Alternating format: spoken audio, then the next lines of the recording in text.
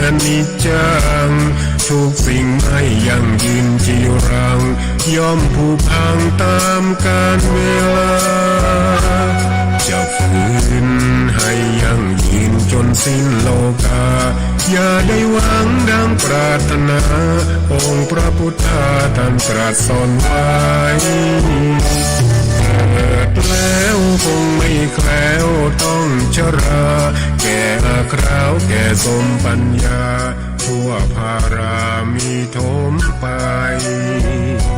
เจ็บทุกข์ย่อมเวียนวนมีพ้นใครๆสัตว์โลกล้วนรู้แน่แก่ใจเกิดแก่เจ็บตายหลีกไปไม่พ้นใครหลงคิดหลงผิดอัตตาว่าใจแจ้งกมลแม้นใครปลงได้คงสุขล้นชีวิตมีมองมนเกิดมาเป็นคนสมบูรณ์ดับหายเพียงร่างกายไว้ชีวาแต่กุศลผลกรรมทำมาย่อมแปลงค่ากลายเป็นทุนส่งผลให้ทุกคนเวียนวนไม่สูญสุขและทุกข์เป็นไปตามทุนที่พวกคุณได้ก่อทำมา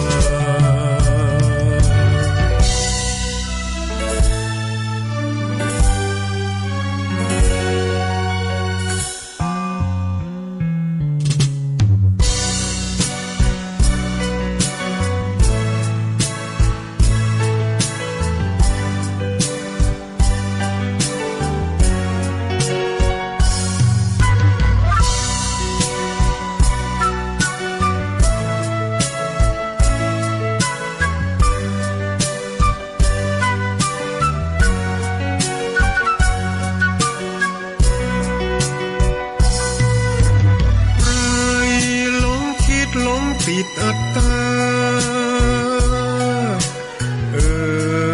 ว่าใจแจ้งกมลแม้นใครปลงได้คงสุขล้นชีวิตมีมองมนเกิดมาเป็นคนสมบูรณ์ดับหายเพียงร่างกายไว้ชีวาแต่กุศลผลกรรมทำมาย่อมแปลงค่ากลายเป็นทุนส่งผลให้ทุกคนเวียนวนไม่สูญสุขและทุกข์เป็นไปตามทุนที่พวกคุณได้ก่อทำมา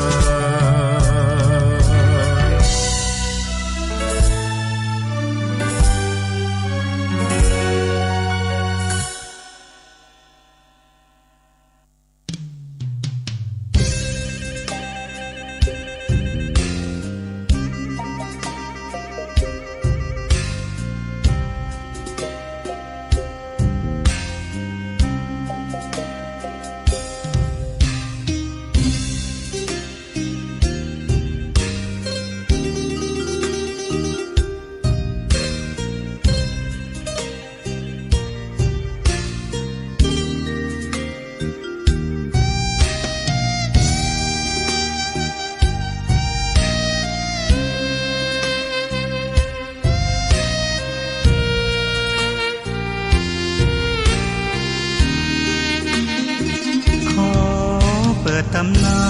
น1,300 กว่าปี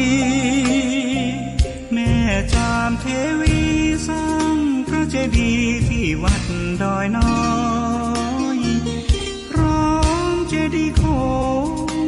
อีกองค์เคียงคู่อยู่ดอยสลับก้อนหินใหญ่น้อยร้อยเรียงน่าอัศจรรย์พระธาตุสีทองแงนมองฝูงพึ่งทำรังช่างมีมนต์ขลังพลังศักดิ์สิทธิ์บนนั้น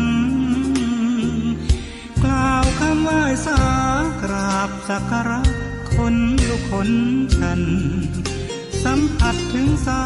ยสัมพันธ์คง เป็นลูกหลานเคยร่วมสร้างบุญวัดดอยน้อยอยู่กลางยอดดอยโรยต่ออำเภอดอยเหล่าเขตติดต่อป่าสางลำพูนเดินทางปลอดภัยจากเชียงใหม่หรือสายลำพูนยินดีต้อนรับนักบุญมาร่วมสร้างทานบารมีตีสามตีสี่เปิดสถานีฟังตุลุงยอง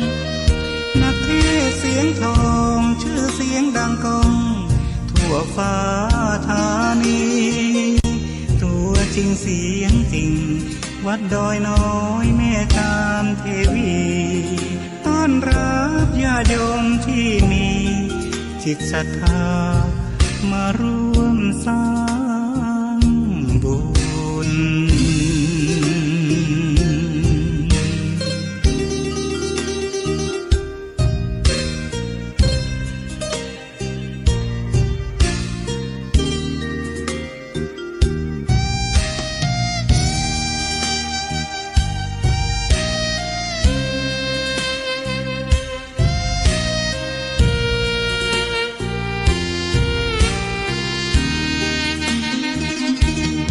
วัดดอยน้อ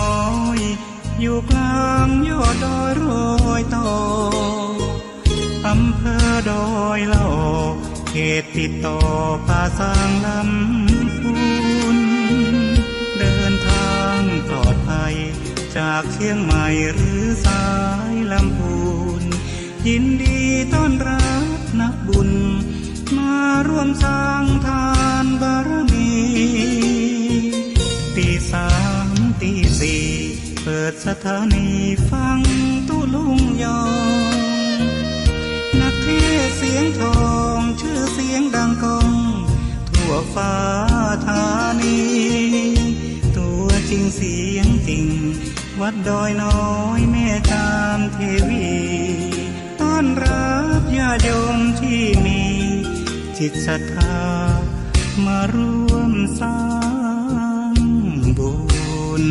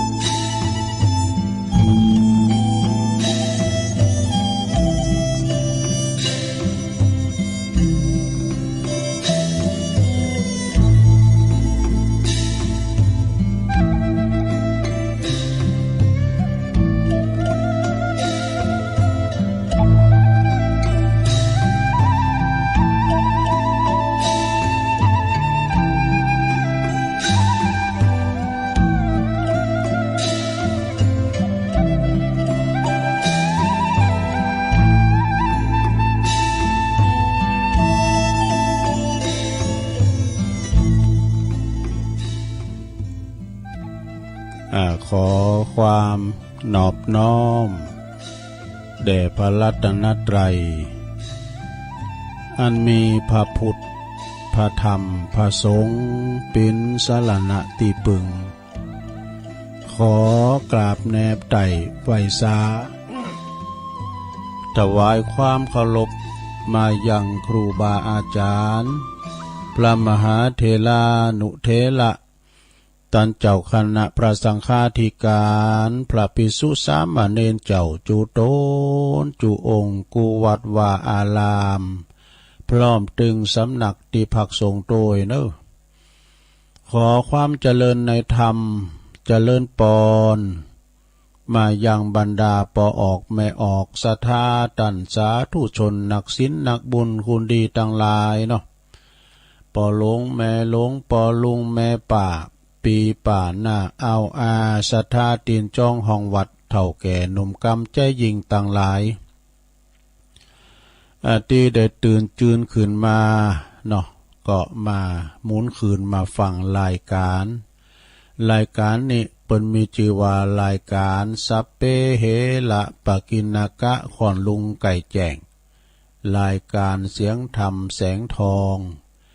ซึ่งรับผิดชอบบริหารเวลาโดยต้นโตแห่งอาตมาภาพเก่ากระผมตุลุงนันชัยวัฒนาคเสโนแห่งวัดพระธาตุดอยน้อยตำบลดอยหล่ออำเภอดอยหล่อจังหวัดเชียงใหม่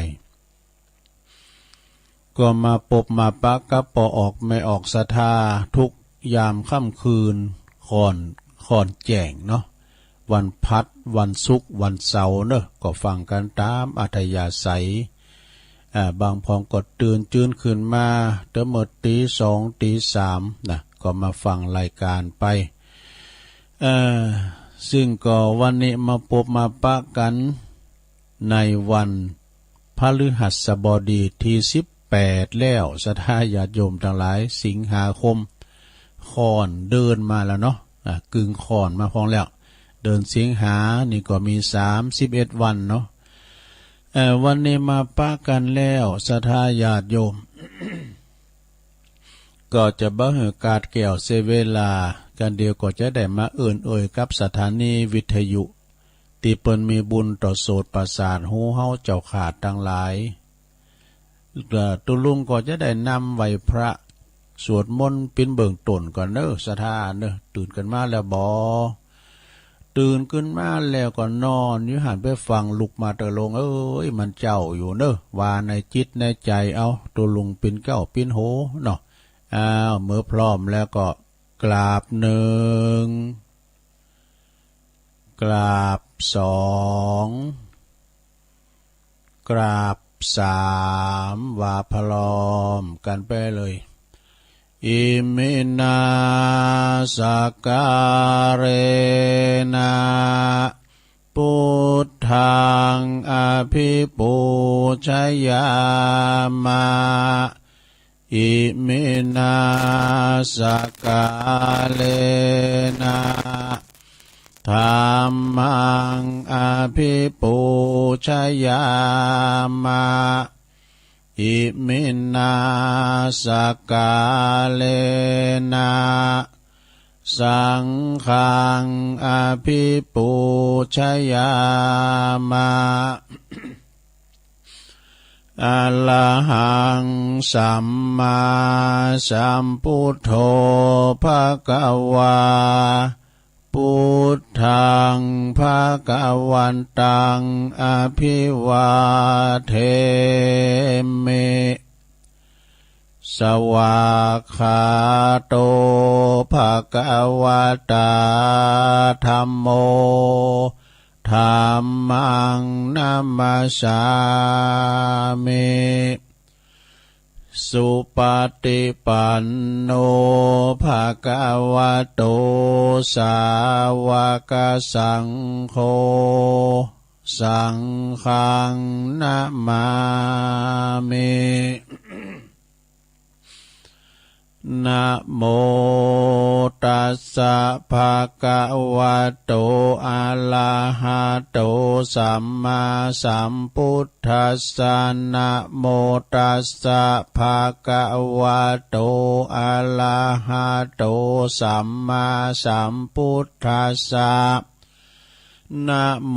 ตัสสะภะคะวะโตอะระหะโตสัมมาสัมพุทธัสสะอิติปิโสภะคะวะอะระหังสัมมาสัมพุทโธวิจาจารณะสัมปันโนสุขโตโลกวิโต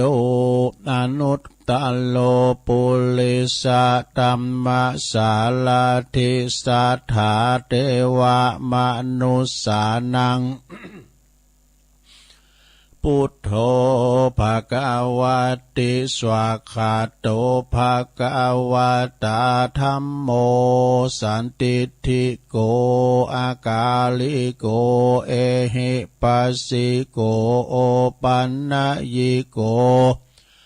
ปัจจัตตังเวทิตาโปวินโยเหติสุปฏิปันโนภะคะวะโตสาวกสังโฆอุจจุปฏิปันโนภะคะวะโตสาวกสังโฆ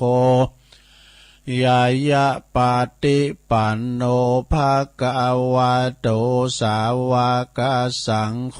สามิจิปฏิปันโนภะคะวะโตสาวกสังโฆยะติตังจัตตาลิปุริสยุคาเนอัฏฐปุริสปุคลาเอสะภะคะวะโตสาวกสังโฆอาหุนายโยปะหุนายโยตักขินายโยอัญจลิกาลนิโยอนุตตลังปุญญเขตังโลกัสสาติ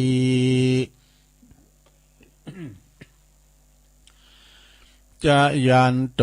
โพธิยามุเลสักกายานังนันทิวัตตโนเอวังตวังวิจัยโยโหหิจัยยสุจัยยมังคะเลอปัลลาจิตตปันลังเกสิเสปัทวิปุคะเลอภิเสเกสัพพพุทธานังอากัปปะโตปโมทัตติ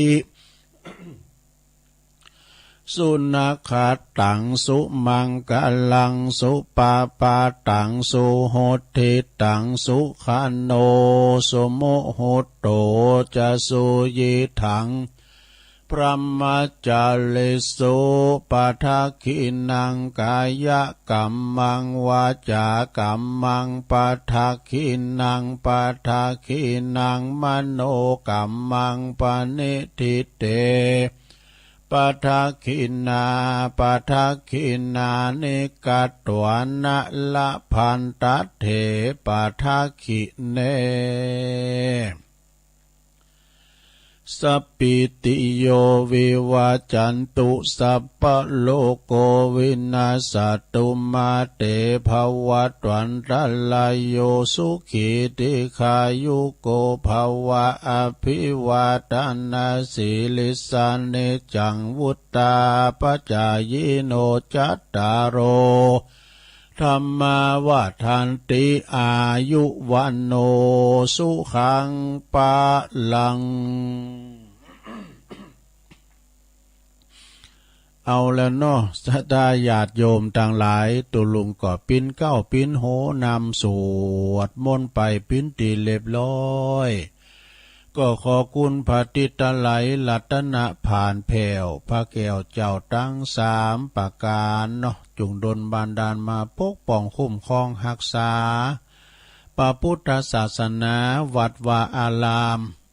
คงแก้วตั้งสามของเฮาเนี่ยนะมันคงยังยืนปกป้องคุ้มครองดูแลครูบาอาจารย์พระสงฆ์องค์สัมมาเนรเจ้าอยู่กับวัดกับว่าเผยแผ่สัจธรรมคำสอนขององค์บวรสัมมาสัมพุทธเจ้านะได้ปินเนอร์นาบุญศรัทธาได้มาสักการะบูชากราบไหวเนอ แล้วก็ปอออกไม่ออกปอลงไม่ลงก็ขอให้มีสุขภาพพลานามัยสมบูรณ์แข็งแรงเนออยู่ปิ้นล่มโพล่มใสของลูกของหลานก็ขอส่งกำลังจิตกำลังใจไปกับอีปออีแม่ที่เดินเหินไปไหนมาไหนบ้าใดติดต่างติดเตงก็เอาวิทยุปิ้นกูปิ้นกีมนะลงเนอเอานำทำคำสอนฉลมจิตใจปุงวางปิ้นธรรมดาคุณเฮามนุษย์ปิ้นอย่างอี้เนาะแล้วก็ลูกหลานต้านเต่าไปไหนก็ตามไปกัดไปลีไปเนื้อไปไต่ไปกับรถลาโยดยานพาหนะก็ขอเดินทางแก้วขาดปลอดภัยทั้งขาไปและขากลับเนาะเอาละตอนนี้ไปก็จะเอ่ยไปตั้งสถานีวิทยุกันเนอในเครือข่ายที่เปิ้นหับสัญญาณรายการธรรมะช่วงเวลาตั้งแต่ตี 3 ถึง 5 โมง ขอบคุณสถานีวิทยุพระพุทธศาสนาการศึกษาและวัฒนธรรมของวัดไฟหินเนอร์ตำบลสุดเดบอำเภอเมืองเชียงใหม่ FM 104.50 เมกะเฮิรตซ์โดยเมตตาบารมีธรรมอาจารย์พระครูสมุวิสุวัฒน์วรกิจโจองค์คลุงในเมืองก็ได้ฟังกันแล้วเนาะพดเพียวหลายโดยปุ้นขอบคุณสถานีวิทยุคณะสงฆ์อำเภอฝางตั้งอยู่ที่วัดพระบาทอุดมนำบ่อสาวาสำนักวิปัสสนา FM 100.25 เมกะเฮิรตซ์โดยเมตตาบารมีธรรมในพระเดชพระคุณหลวงพ่อพระครูสุจิตานุรักษ์ด็อกเตอร์เจ้าคณะอำเภอฝางเนาะขอบคุณตุปีเจริญโชติธรรมโมแล้วก็ตุปีอมรเทพอุปสันโตตุปีโจขอบคุณสถานีวิทยุแดนดินถิ่นล้านนาตั้งอยู่ในบ้านโฮงงัวตำบลนำบ่อหลงอำเภอสันป่าตองจังหวัดเชียงใหม่ FM 103.50 เมกะเฮิรตซ์คุณรุจิสมบัติเงาคำเนอะขอบคุณสถานีวิทยุคลื่นธรรมะของชุมชนวัดห้วยตองซักตำบลขวงเปาจอมตอง FM 98.75 เมกะเฮิรตซ์โดยเมตตาบารมีธรรมอาจารย์พระครูวาปีวรมานิชนะพระอาจารย์ชวลิตชัยวังโสนะลิงก์สัญญาณไปทางโซนไต่ขอบคุณสถานีวิทยุมนเสียงธรรมจากอำเภอแม่อายเนอะสมมาตรแม่จำวัดบุภารามนะ FM 106.25 เมกะเฮิรตซ์โดยเมตตาบารมีธรรมอาจารย์หลวงพ่อท่านพระครูมงคลวิสิทธิ์หลวงพ่อเจ้าคณะอำเภอแม่แจ่มเนอะขอบคุณท่านพระปลัดอุทัยทั้งสองอุทัยด้วยขอบคุณสถานีวิทยุเน็กเนลเรดิโอนะ FM 96.75 เมกะเฮิรตซ์ตั้งอยู่ที่บ้านโจงตำบลทุ่งกวาวห้างหุ้นส่วนจำกัดอนุสรณ์เรดิโออำเภอเมืองปานจังหวัดลำปางเนอะขอบคุณสถานีวิทยุชุมชนคนเหนือเขื่อนนะตั้งอยู่ที่บ้านดงดำอำเภอฮอดจังหวัดเชียงใหม่ FM 90.75 เมกะเฮิรตซ์เนอะขอบคุณสถานีวิทยุเพื่อการศึกษาและพัฒนาอาชีพเรดิโอเน็ตเวิร์ก FM 103.00 เมกะเฮิรตซ์นะอำเภอเมืองจังหวัดลำปางโดยคุณอนุพงษ์ตาจีนะขอบคุณสถานีวิทยุเรดิโอเน็ตเวิร์ก FM 99.50 เมกะเฮิรตซ์เนอะเทคโนโลยีวิทยาลัยเทคโนโลยีเพื่อการจัดการกฟผ.แม่เมาะลำปางเนี่ยแล้วก็ขอบคุณสถานีวิทยุวัดบุญญาวาสด้วยเนอะวัดบุญญาวาสวิหารนะเปิ้นก็ลิงก์สัญญาณไปพี่น้องทางลำปางก็ฟังตั้งแต่ที่3ไปนะวัดบุญญาวาสนั้นก็วิทยาลัยสงฆ์นครลำปางมจรนะวัดบุญญาวาสวิหาร FM 106.50 เมกะเฮิรตซ์เนอะสถานญาติโยมทั้งหลายแล้วก็นั่นฟ้าเรดิโอนะนั่นฟ้าเรดิโอนี่ก็ FM 100.25 เนาะ 100.25 เมกะเฮิรตซ์โดยคุณลุงนิรันดร์ปันดอนตองนี่ไปละสถานญาติโยมทั้งหลายเนาะสถานีวิทยุที่เปิ้นมีบุญหยังตุมีบุญต่อโสตประสาทหูฮอได้ฟังถึงจ้องถึงบ้านโยมเอ้ยเนาะอยู่ที่ไหนก็ได้ฟังนะฟังได้ทุกอิริยาบถทั้ง4นั่งนอนยืนเดินเยการบ่ลบตอบแตบไปก็ฟังไปนะฟังไปก็รับไปเกิมว่ากันเนาะสดาเนาะมันเป็นธรรมก่อมรับธรรมตุลุงนี่นะสถาญาติโยมทั้งหลายตุลุงก็เอานี่มาไว้ก่อนเนาะก่อนที่จะเตะธรรมเนื้อมหาจัดเวสดรชาดกกันถวนหาคือการชูชกมาปัดฝุ่นในก้ามนะมึนในฟังเนาะอย่างแกงเอากินข้าวถึงวันได้ก็จอพักกาดเนี่ยมึนในร้อนในก้ามก็มันลำเนาะ10 เรื่องดีนะเมื่อมีอายุมากขึ้นนี่ลองฟังวันนั้นลงเด้อตายแล้วเนาะมีจื้อพองของคุณมีอย่างอี้พองก่อ10 เรื่องนี่นะ1ลืมไปเลยเรื่องอกหักว่ะ เพราะอกเฮาไวเปราะนะไวเปราะไวเปราะบางพองแล้วก็คือเฒ่าละบ่มีไผที่จะมาทำมือเฮาอกหักอีกอายุขนาดนี้มีแต่แน่นหน้าอกแต่กันเนาะแน่นหน้าอกหายใจบ่ค่อยออกกินอิ่มไปก็บ่ได้ ปล่อยมันหิวล่ำไปก็บ่ได้มันลุ่มมันแน่นหน้าอกอ่ะเนี่ยจากกดไหลย้อน อันนี้ข้อหนึ่งนะสดาข้อที่สองแล้วฝันเฮาเป็นจริงง่ายขึ้นแน่เป็นจะไดก็เพราะเฮาอายุปูนดีแล้วจะไปฝันไกลหนักลำไปฝันไกลหนักบ่ได้เวลามันบ่ป้อฝันไกลนะเวลามันหน่อย แต่ฝันไกลๆนี่ก็บ่เป็นหยังนะก็ได้อยู่นะฝันไกลๆเพราะว่าฝันเฮานี่จะเป็นอันฝันที่จริงเสมอวันนี้เช่นฝันไปแอวไกลๆบ้าน หรือว่าฝันจะกินอันอย่างดีนี่นะอันนี้ฝันไกลๆไกลๆปากไกลๆตัวข้อ3นะลงเด้อข้อ3บัดต้องกังวลเรื่องเสื้อผ้าว่าจะแต่งตัวออกงานอย่างได้ดีนะจะใส่สีหยังแบบไหนกลับไปลุมไปพองเนี่ยวัยขนาดนี้แล้วหลงเฮ้ยเอาที่มันใส่สบายเด้อใส่สบายไปก่อนแน่นลำไปลุมลำไปแน่นลุมบัดต้องเปิ้นว่าบัดต้องสลิมมันก็สลิมกิมสลิมเข้ารูปนะเพราะว่าบ่เลอโค้งเว้าสลิมแล้วเนี่ยสีสันนะเพราะว่าสีสันก็เอาที่มีอยู่ในตู้เยอะแยะมากมาย เอาแค่นี้นะแล้วก็ยิงเฮาอายุนักขึ้นเสื้อผ้าก็ใส่สีเดียวเป็นลักสีหยังก็สีขาวดำก็ได้การบ่ขาวก็ดำเพราะว่าส่วนใหญ่เนี่ยเฮาก็จะไปงานไว้อาลัยเพลินรุ่นเดียวกันนั่นแหละเนี่ยเพิ่นก็จากไปนี่นะข้อที่4โยมกินอันหยังก็ง่ายๆเนี่ยกว่าตอนหนุ่มๆสาวๆเยอะแยะพร้อมหยังพอลิ้นเฮามันสัมผัสหยังก็คล้ายๆกันไปมันก็จิ้มกดหยังก็ดีมันคล้ายๆลิ้นบ่ค่อยสัมผัสจะฮ้อนจะเย็นจะจืดจะคุ้มจะกืนเข้าไปเด้อนะก็กืนเข้าไปเด้อมันสบายหนักกลายเป็นคูนง่ายๆไปเด้อคุณเฮาเฒ่ามาเลยนะไปจู่จีจุกจิกกับลูกกับหลานเป็นคูนง่ายๆที่น่าฮัก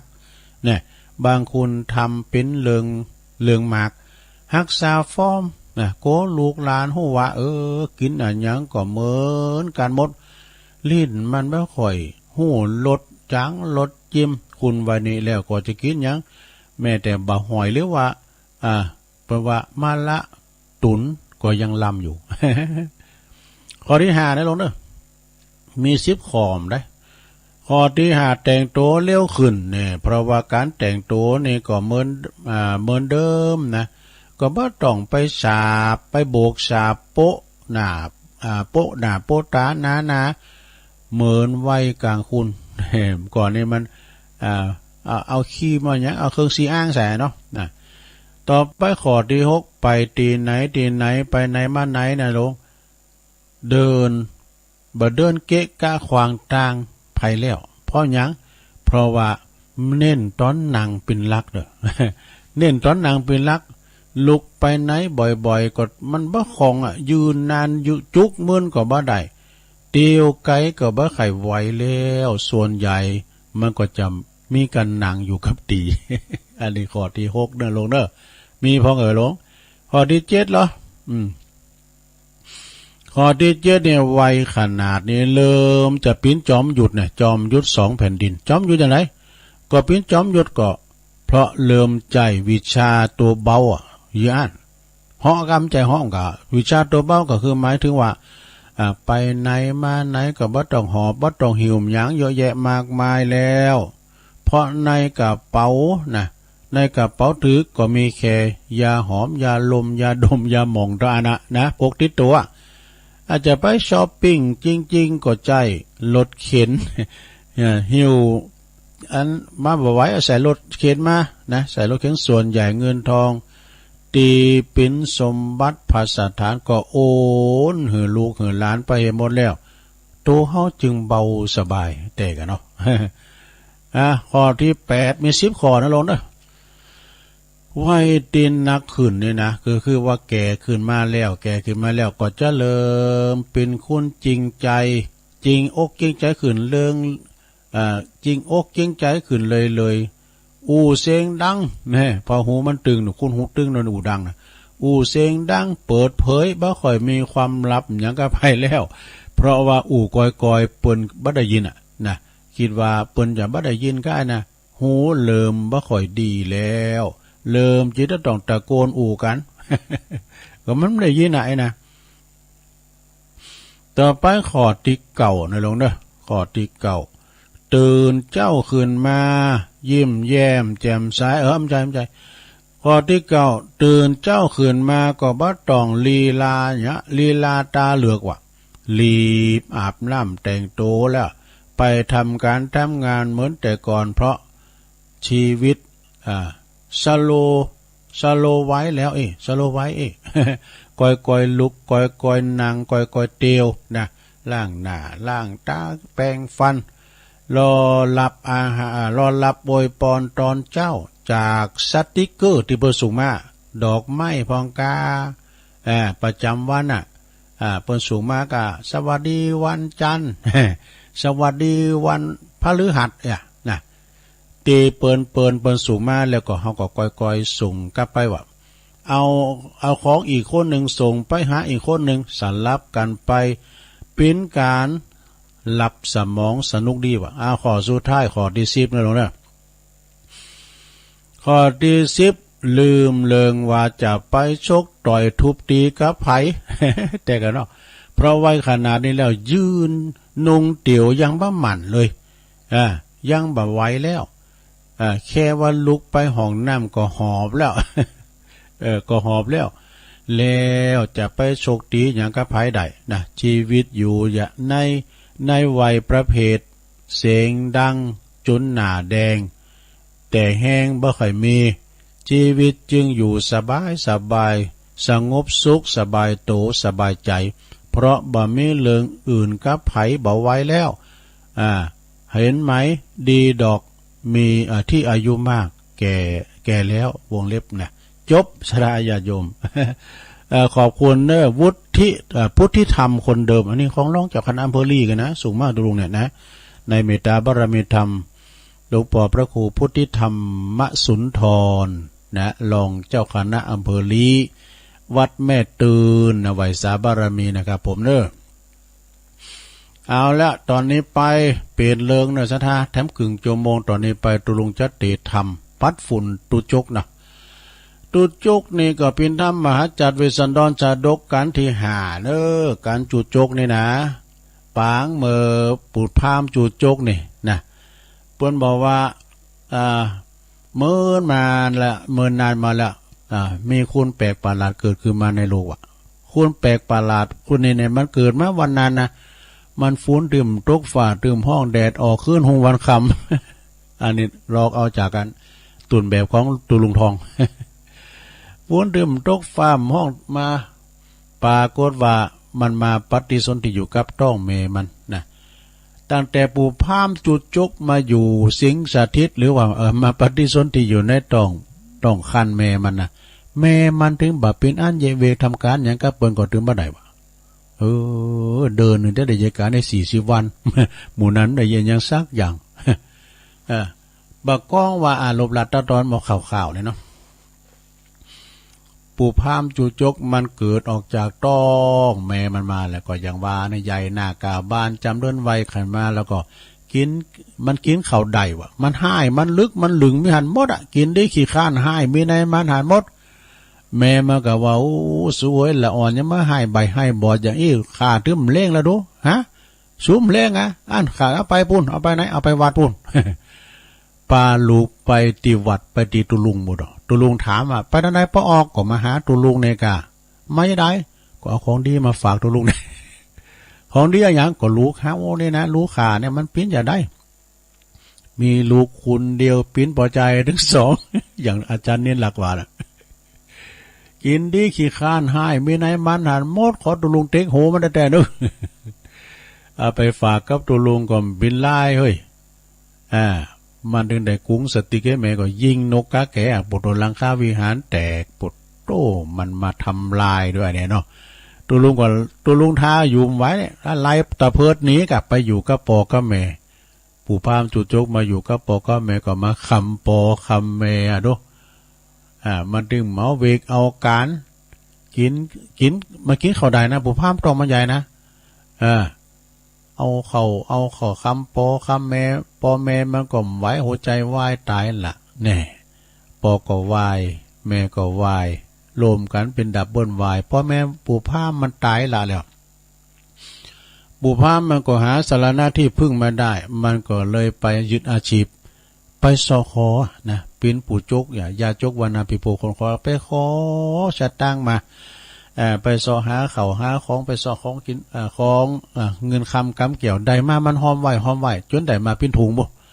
โดยความชาญฉลาดของมันนั่นนะปู่พามจุจบมันก็เอาคำถุงคำไปฝากไว้ปอแม่อมิตตาดูไปเป็นคนตุกนะแต่ว่ามีลูกสาวงามเอาไปฝากพระเหมือนกันนะมันไปมีลูกสาวงามดูแล้วมันก็หนีออกบ้านออกจ้องไปบุตรเมินนานหลายปีแล้วกันเนาะเขาก็นึกว่าปู่พามจุจกมันไปตกไปตายแล้วก้ามาถึงปีหอปีเฮินไปเยี่ยมพอใครพอทุงยามปู่พามปิ้นค่ำร่อนว่าปู่โตไปจะไปโอดได้เขาก็เอาเงินนะครับปู่พามมาจกมาจ่าย กินกันมาจ่ายจนหมดเสียงลึ่งเลยมีแล้วสักบาทปู่พามก็เข้าบ้านเขาจอมาถามหาของฝากว่าโอ้ไปมีพามคนนึกว่าปู่พามไปตายแล้ว ไปมีพี่ยาเด้อขาดจ่ายก็มันปู่พามจ่ายนะไอ้ดอก ปู่พามก็ว่าไปใดจะได้สู้ใดของขาใดของสู้หรือมันสมดุลกันกะเนี่ยก็ปู่พามพอใดเนี่ยเขาได้น้อยนะมาเด้อ โอ้อีหลานะมันเป็นดูขาก็จริงขาเลี้ยงได้โตแต่ใจมันใจของขาถ้าปู่พามมันใดนะเอาไปเด้อไอ้ดอกยกปิ้นการหนีคำพามเด้อไอ้นะปู่พามก็แปปปลบอีหลานางไปอยู่ด้วยอันนี้ปู่เตอะจะกินหยังของอีปู่ไม่เปลอะเปิดตัวจะกินหยังจะอ้อมหยังไอ้เนาะคำว่าจะกินอย่าหยังจะอ้อมหยังก่อนนึกว่าปู่พามมีเปลอะเปิดตัวในปอเล้งลำไยแล้วเนี่ยอันนี้เขามาปั๊บปอเล้งลำไยแล้วเนี่ยเนาะนางมาทีนางอามิตตาก็ว่าถ้ามีแต่จ้าเนาะคอยปกคอปกโคกะลาปอลาแมไปอยู่ด้วยปู่พามเปิดไปถึงเฮิรนปู่พามไปมีอย่างนั้นมีเฮิรนสีเสาเยาะแยะยองแยง ขึ้นไปทางในไข่ผมดูมีกาหมอนขี่ไข่ เพราะว่ามันมีหมอนขี่ไข่สบู่ให้หาถึงวันนะมีการหมอนขี่ไข่ปิ้นหมูสบู่ให้หาถึงวันตุลุงทองประมาณนะอย่าฮือกลมจางเยะนะปู่พามมาจุขานี่จุ้มหยังก็ว่าจะเอาหยังจะกินหยังก็มันมีกินจะเอาหยัง ก็เลยหยาบอยู่ด้วยปู่พามเลยเป็นเมปู่พามปดโตเปิ่นปฏิบัติปัดโปจากน้ำปั่นโดหนึ่งเข่าเป่าไฟหมดที่นี่นายพามนี่หนุ่มทั้งหลายมาหันเมปู่พามไปหันเมปู่พามเลยเมาเมปู่พามน่ะมาเมานางอมิตตาน่ะปู่พามก็โคตรเกศเนี่ยตัวเก่าเนี่ยกินก็ดีซอกินเมก็ดีเฝ้าตายขาจะเอาเวลาที่ไหนมาอย่างอีลำเหลือปวดโคตรเกศเนี่ยตัวเก่าห้องตัวเก่าลุงตีลายตีตัวเก่าเวทหอเวทเดินตายข้าจีจะตายขอตายวันนี้ได้ขอยับไปใส่ข้อกรรมว่ะอันในพรามวันนี้หนุ่มทั้งหลายก่อมนี้นะไปลักเมาเมปู่พามเลยไปด่าเมตัวเก่านะนางพรามวันนี้หนุ่มทั้งหลายก็มาปรึกษาหารือกันแต่ก่อนนี่บทมันจะมาขืนเสียอย่างเฮาเนี่ยมันมีไม่ยิงทั้งหลายนะมีพรามวันนี้หนุ่มทั้งหลายนะมันเพื่อนตายอีกแล้วเนี่ยมันมาเข้าบ้านเข้าเมืองเข้ามานะถ้าเมื่อโผเขาเนี่ยไปลักเมามันแล้วมาด่าเขามีอยู่หันวันหนึ่งนางอมิตตาก็ไปตักน้ำนางพรามณีหนุ่มทั้งหลายก็มาลุมด่าลุมไล่โปโตอีนางมึงเราไปอยู่ด้วยปู่พามมึงปิกไปอยู่กับปอกับแม่มึงกูมไปก็แล้วมึงไปก็เราเบิดโขดมึงกิน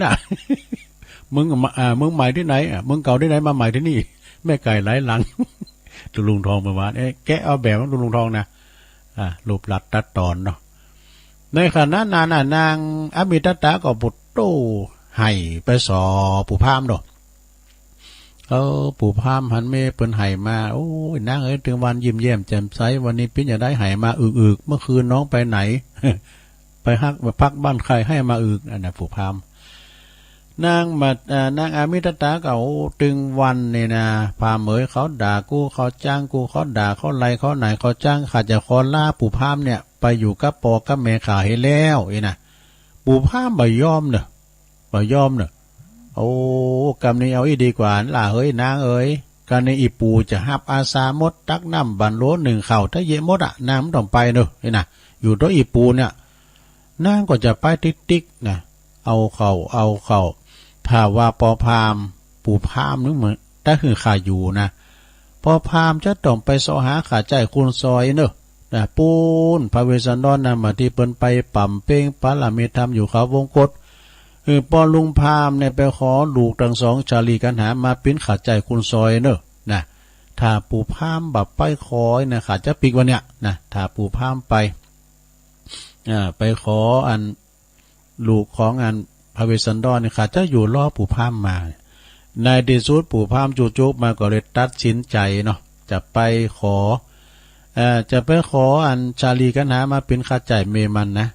มันก็เลยมาบวชเพื่อฤาษีสอนเมมันนะคือหักโนนสังโงนโตนเนี่ยไปแอวไก่มันต้องไปไก่ใครขี้เคยเยี่ยวลินหมุนบุ้นหัวเนี่ย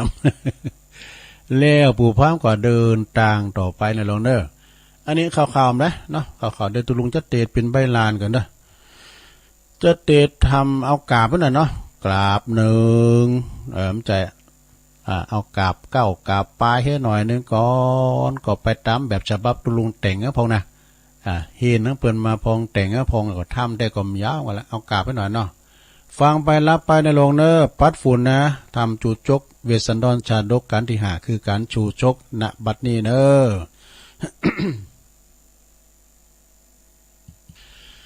สุนันตุ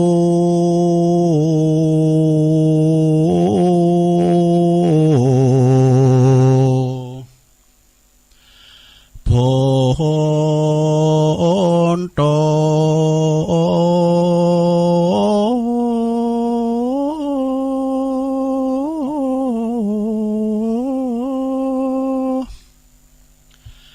เต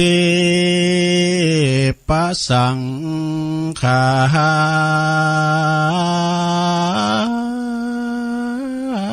ยโย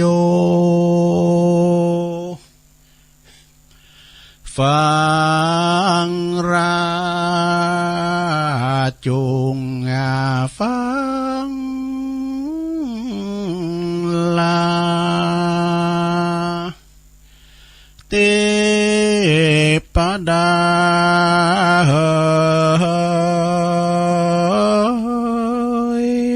หมวนหมู่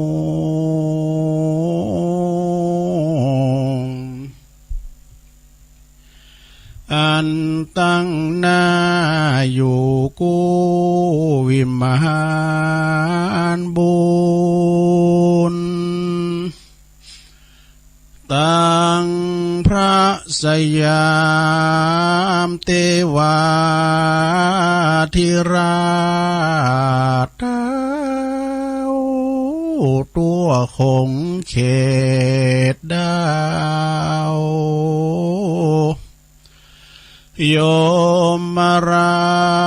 ชเท้ามเหสิขา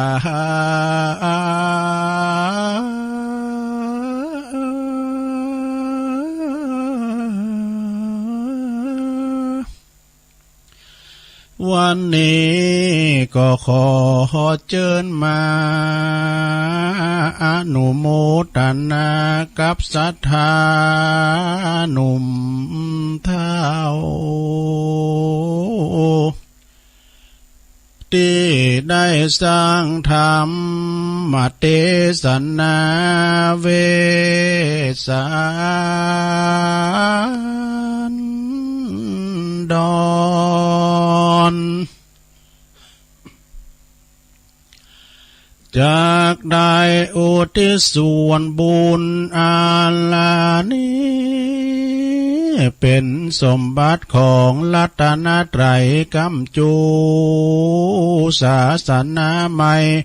พระภูวานัยเจริญไปนาขอเฮอพี่น้องจงปากันมันปั้มเป็นกุศลเกิดเป็นคนอย่าได้ละสาเนื้อเจ้าทรัพย์สินเงินทองตายบ่ได้อายังแถมนาสามจุงปากันปั้มเปงตาลขอเจิญเทพเต้ามเหสีขา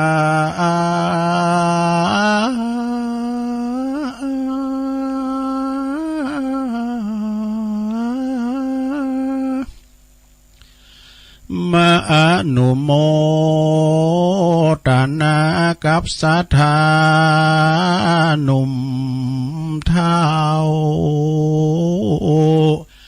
นำเอาข่าวสารกุศลเยื่องนี้แล้วไปบอกท่านเจ้าป่าอินตาขอเฮมะขาวานตันเต้าสังราชเรขา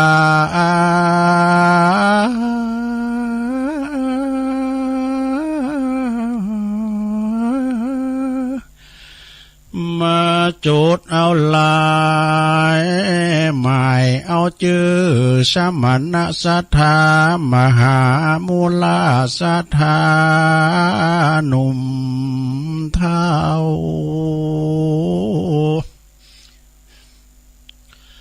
ที่ได้ร่วมสกันสร้างกองกุศลวันนี้แล้วขออินตาตั้นเจ้าจุงจดเอาชื่อใส่ไว้ในสุวรรณลาภนอล้านคำจุตนจุคนแดดเตอโอ้หมอยไม่กันนะหลงเนอะหายใจยงแสดยงสันนะกราบก็จบไปแล้วนะหลงเนอะเดี๋ยวแต่ว่าทำกันเนอะก็ใจเวลาเหมือนนะเพราะว่าเอาม่อนมันนะแต่ไม่ได้มัดหมามันยังซักอย่างแล้วใครมัดก็ฟังพระอาจารย์เน้นหลักปุ่นเป็นมัดหมานะจะว่าทำก่อนนะโมตัสสะภะคะวะโตอะระหะโตสัมมาสัมพุทธัสสะ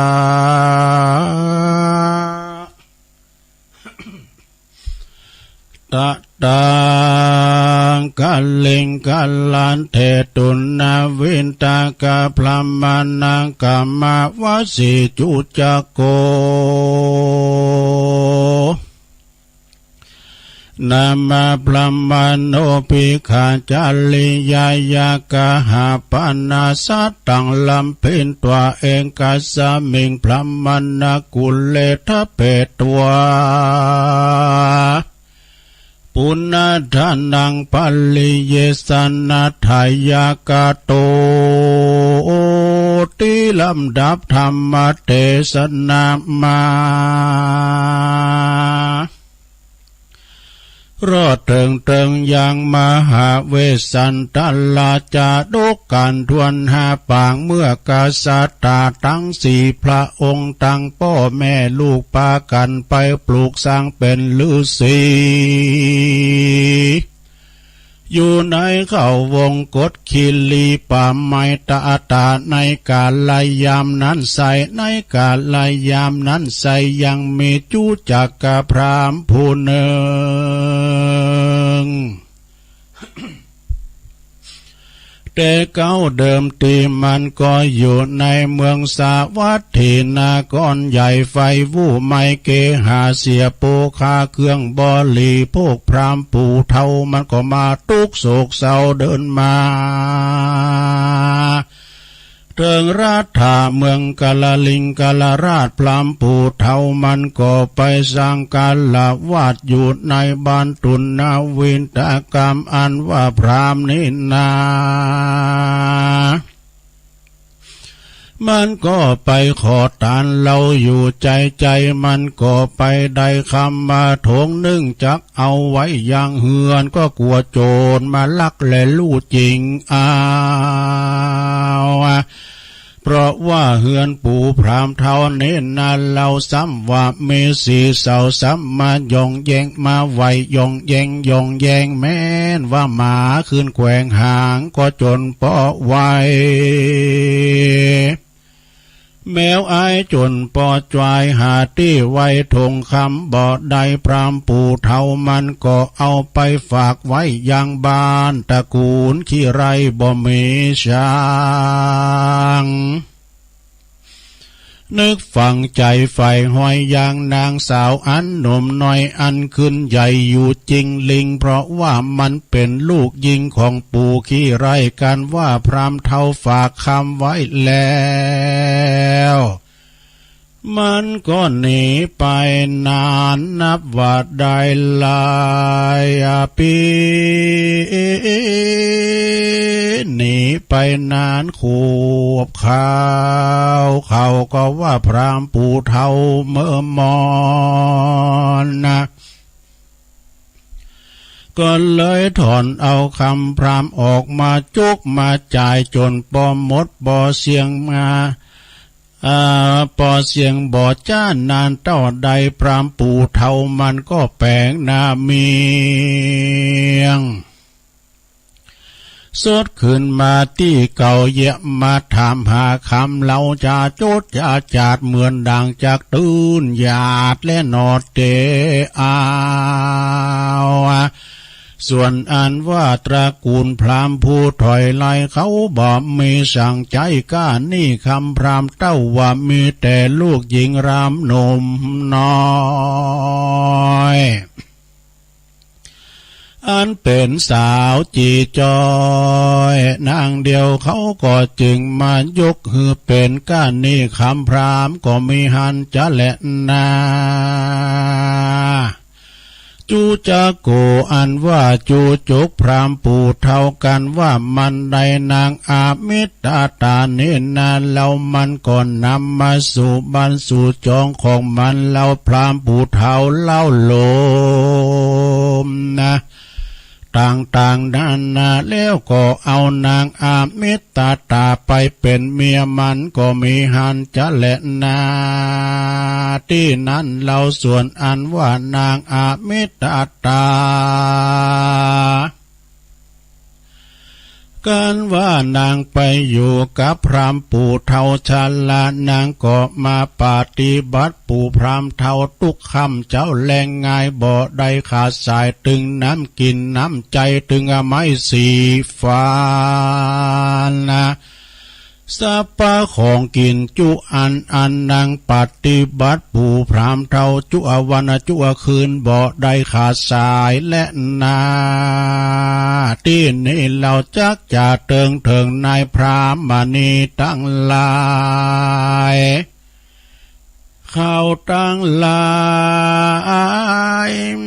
หันนางอามิตาตาปั้มเรือนปู่พรามเท่าเขานั่นเล่าจึงเมื่อด่าว่าเฮือเมียเขาต่างนาว่าอีห้ามึงตั้งลายเฮย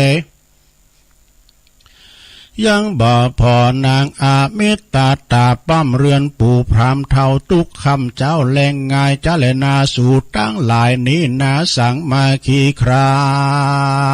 นที่นั้นส่วนอันว่าเมียพรามมาเนตังงานลายเขาตั้งหลายจุนอโคนก็มาประสุมจุ่มนมกันว่า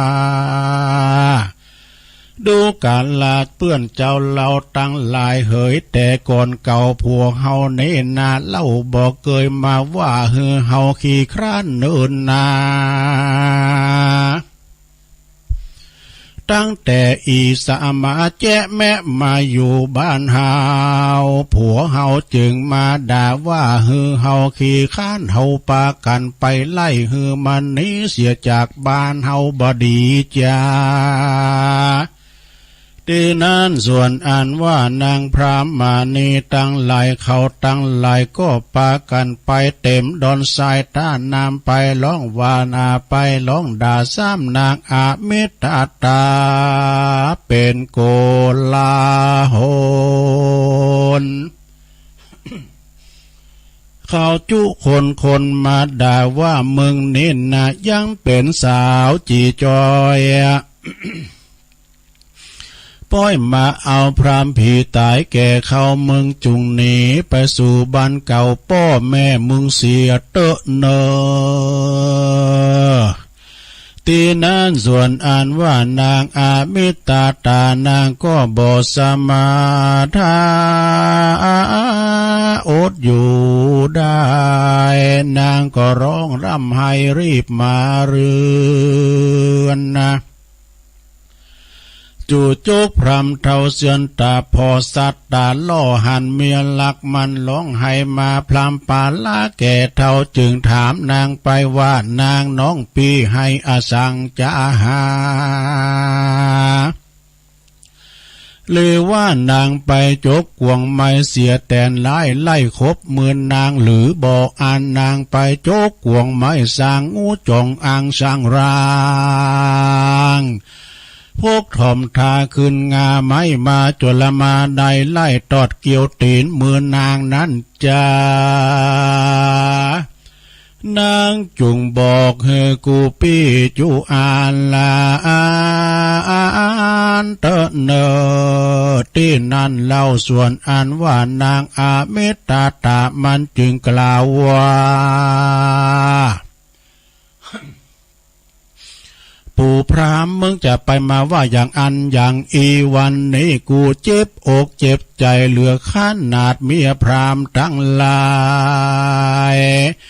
มาตากูเดี่ยวหมู่เข้ามาจุ่กันอยู่เต็มดอนทรายต้านนำมาร้องว่ากูขี้คร้านกำนี้กูตึงบอดใดไปตักน้ำที่ยังต้าแห่งซ้ำปอสอ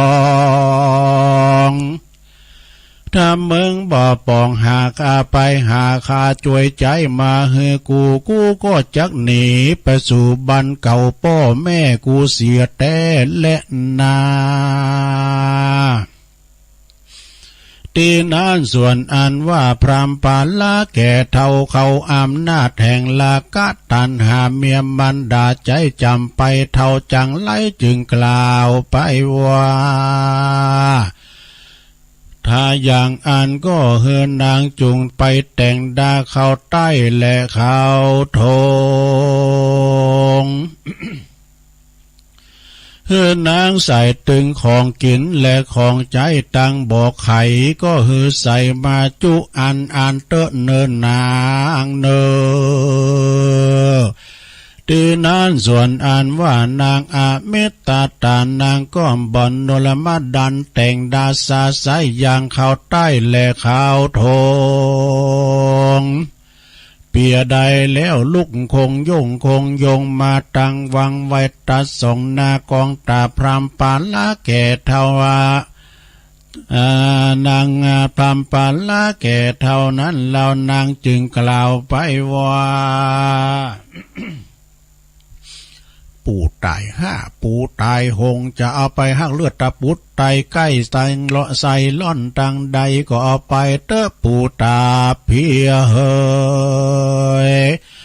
จูจะโกอันว่าจูโจกพรามปู่เท่ามันเปียถงใดแล้วเล่าใส่บาสาไปกว่านี้ลงเฮือนไปนี้ต่ำสูงไปรอดประตูบานมันก็มาเล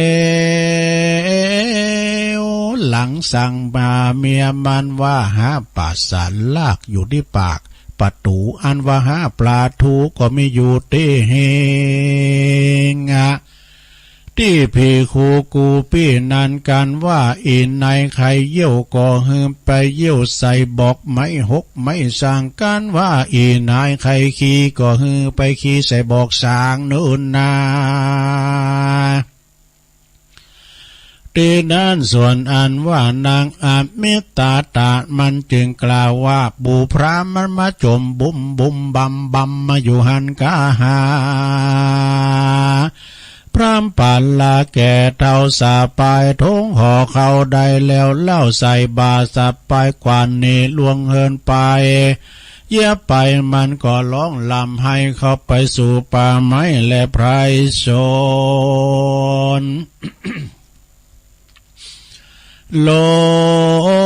งหนทางเข้าไปสู่เมืองสิวิลาศไปทำหาที่อยู่พระแก้วกูบรรณาศาลาเขาก็ปากันมาบุบมาตีผู้พรามจีอยู่บ่ได้ให้เข้าไปสู่ป่าไม้ลอมขาซ้ำว่าไปป่าใส่มาพรานเจตบุตร32 ตัว ปากันมาลุ่มเห่าเท่าเล่าเก่ากลัวตายมาพรานหลายเลี้ยงไว้เต็มป่าไม้ไล่เลยครบตัวหนึ่งชื่อมันว่าปูตาบมันจังซุบสาบจอมลอยตัวหนึ่งชื่อว่าปูดำมอยปกห่างลั่นกลางดังไปปับป่ายังลอยตีตัวหนึ่งชื่อว่าไอคนเยซอมซอมันจังห่มรอคบเสือตัวหนึ่งชื่อว่าปูคำเครือคบหยาบกันมันกันกาบตึงบ่อสระตึงบ่ออวงเอาพระงางกลางจึงจักออกได้ตัวหนึ่งชื่อว่าไฟเดือน5 ตัวหนึ่งชื่อว่าฟ้าเดือน6หันยาจกบาดใดไล่ตันใจ ตัวหนึ่งชื่อว่าบาดาวเสด็จลงป่าได้7 วันมันก็ยังพลันขึ้นมารอดตัวหนึ่งชื่อว่าผู้ดำปอดตาแวนเอาเสียงแข่งปานดังฟ้าผ่ากองอาโตกามอนาแดนาดงตัวหนึ่งชื่อว่าไอ้ด่างหางแดงเจ้ามันฮักมันแปงผูกไว้มาตัวนี้มันใจได้กูอันสี่ตีนยันองเต่าปากมันเห่าหาแลนตามันแงนหาหางเพิงหางหอกหางมันสุกซอกเข้าหูหนูหูมันฟังหาเจ้ามันเรียกตัวหนึ่งชื่อว่าอีจะเลียกใจวายหันอันใดมันก็คบก่อกาบเชื่อหมายหยาบควายแนงตัวหนึ่งชื่อว่าผู้แสนตาวงทรเนวายวาวาดตัวหนึ่งชื่อว่าไอสายฟ้าฟาดทรเนโมมาเด32 ตัวปากันมาไล่คบผู้พรามทาวะล้นขึ้นต้นไม้ซานกิ่งไม้กวานยะใส่ไม้กวาวเป่าเวาไปหาไม้บาสีเสียดเบียดไปหาไม้บาดิมีหนีไปหาไม้บาลมแรงพรามผู้เท่าสำล้นไปออมเก่าไม้บาขามเปียออม3 บาจอดเสียขี้กำพระหยอดออกมาหน่อยหนึ่งเต้าปึงขี้ควายมันก็ห้องมาต่างลายมากินก็บ่เสียงพรามผู้เท่าแปลงหน้าเมียงลับแลอยู่ที่เก้าไม้นับดูมาตั้งหลายว่า1 2น้องสึงแม่อีงอดแม่อีแงดพักวาพักวำยมตินตำพออีโนอาแม่อีแนะนับถึงมาแม่แจ๊ก็มีอยู่32 ตัวเลี้ยวพรามเท่ามันก็มาเก่าหัวและยี่เขียวเท่าปากเบียวตับดำปากบ่เป็นกำบีให้มันจมซาไซว่ามันเสียของจะและนามันจึงกล่าวว่าโอ้ย วยนอภัยยังรู้ที่อยู่ของพระเวสสันตฤาษีก่อนนั้นจาเจตบุตรโตติเนจักจัดเดิงเถิงนายพรานเจตบุตรได้ยินเสียงหมาเห่าก็ฟังล้นเข้ามาที่เก้าไม้หันพรามเท่าจังไล่ขึ้นนาไม่ทันโนสิ่งหมายจักยิงปู่พรามเท่าแก่ชันลาปู่พรามจึงกล่าวว่าดูกันลาลานรักอีปู่เฮยอันว่ากูปู่นี่นาเป็นคนใจของพระเจ้าสนใจท่านบอกเฮกูมาอาราธนาลูกท่านพระยาเวสสันตฤาษีสิกไปแล้วกลับไปสาเวยเมืองสองตีสอนเจ้าสิปิจะและนาพระเจตบุตรนึกว่ากรรมนั้นมีเตี้ยงแต่จึงแอคำแม่ไล่มัดมาตั้งหลายถึง32 ตัวแล้วก็มาดาขันเขาฮือพรามเท่าเล่าเก่าชูโชคกินบอกหนทางเข้าไปสู่เขาวงกฏนอคิลีอันเป็นที่อยู่ของพระเวสสันตฤาษีก็มีวันนั้นแหละนะนิติตังขียาสังวันนากล่าวยังมหาเวสสันตลาจาดกการที่หาชื่อว่าการชูชกอันประดับประดา ไปด้วยพระคาถาว่าได้79 คาถาในที่ต่างก็บางกลมสมเรศเดชสาธุสาธุสาธุจบลงไปลงเอ้ยรับไปแล้วกาทำปัดฝุ่นทำปัดฝุ่นมึนๆไหนก็มาหยอดเทเตอร์เนี่ยกะนะปิ่นธรรมมหาจัดเวสสันดรจาดกกันทวน5คือการชูชกการตุกกันอยากปู่พามต้องจากเมสาวนะคือนางอมิตตาลัดดำดอยลอยหวยไปสู่เขาวงกฏจะได้บ้าได้นะก็ฟังผูกที่6ยุลปุณมหาปุณไปเนาะอันนี้ก็เอามาเราสู่จู้กันฟังเน้อศรัทธาเน้อฟังไปรับไปนะเพิ่นมีเจ้าภาพเน้อศรัทธาญาติโยมทั้งหลายเดี๋ยวอ่านเจ้าภาพไว้ก่อนนะเจ้าภาพตั้งแต่วันนั้นเนี่ยมีไผปีน้องลำปางเน้อก็มีแม่อนนงใจเปี้ยนะเปิ้นก็ว่าทำบุญเปิ้นอยู่สีดอนใจนะสีดอนใจลำปางปุ่นแม่อนงก็รวมทำบุญ1-2 กันเด้อแฮมซองนี่ก็เปิ้นก็เป็นเจ้าภาพกันเตดด้วยที่แรกเปิ้นว่าจะอ่านขอฟังธรรมนี่ปั้นสูตรเน้อตัวลุงเลยนะสหามป้าก็เลยเอาตุจุกมาแล้วเนาะกันใหญ่กันหลวงนะแม่อนงใจเปี้ยอันนี้เปิ้นตานไปหือแม่คำวะแม่คำใสกะตาสืบบ้านสีดอนชัยลำปางเด้อขอบคุณแม่อนงเด้อวันนั้นเปิ้นมากับลูกกับหลานจูถึงตีเด้อเปิ้นมาที่วัดปากตั้งแกเลินแล้วก็โลดขึ้นมาแล้วพดไปพระบาทพวกแล้วก็มีปอมมูลแม่แก้วอุดเลิศด้วยเน้อนี่ก็บ้านสีดอนชัยตำบลต้นธงชัยอำเภอเมืองจังหวัดลำปางเด้อขอบคุณนะแม่เด้อแม่บุญนาคด้วยแม่บุญนาคกันทาคำมาจากสีดอนชัยตำบลต้นธงอำเภอเมืองจังหวัดลำปางเด้อขอบคุณเด้อก็เด้อก็เกมหยาดน้ำหาปอนนะลงเด้อแล้วก็มีคุณแม่ไข่แก้วกองสีมีก็พร้อมกับลูกหลานทุกคนตันนำตันทำเปิดอุทิศแผ่กุศลบุญอันนี้ไปหลอดไปถึงผู้ที่ลงลับไปแล้วอันมีนามกร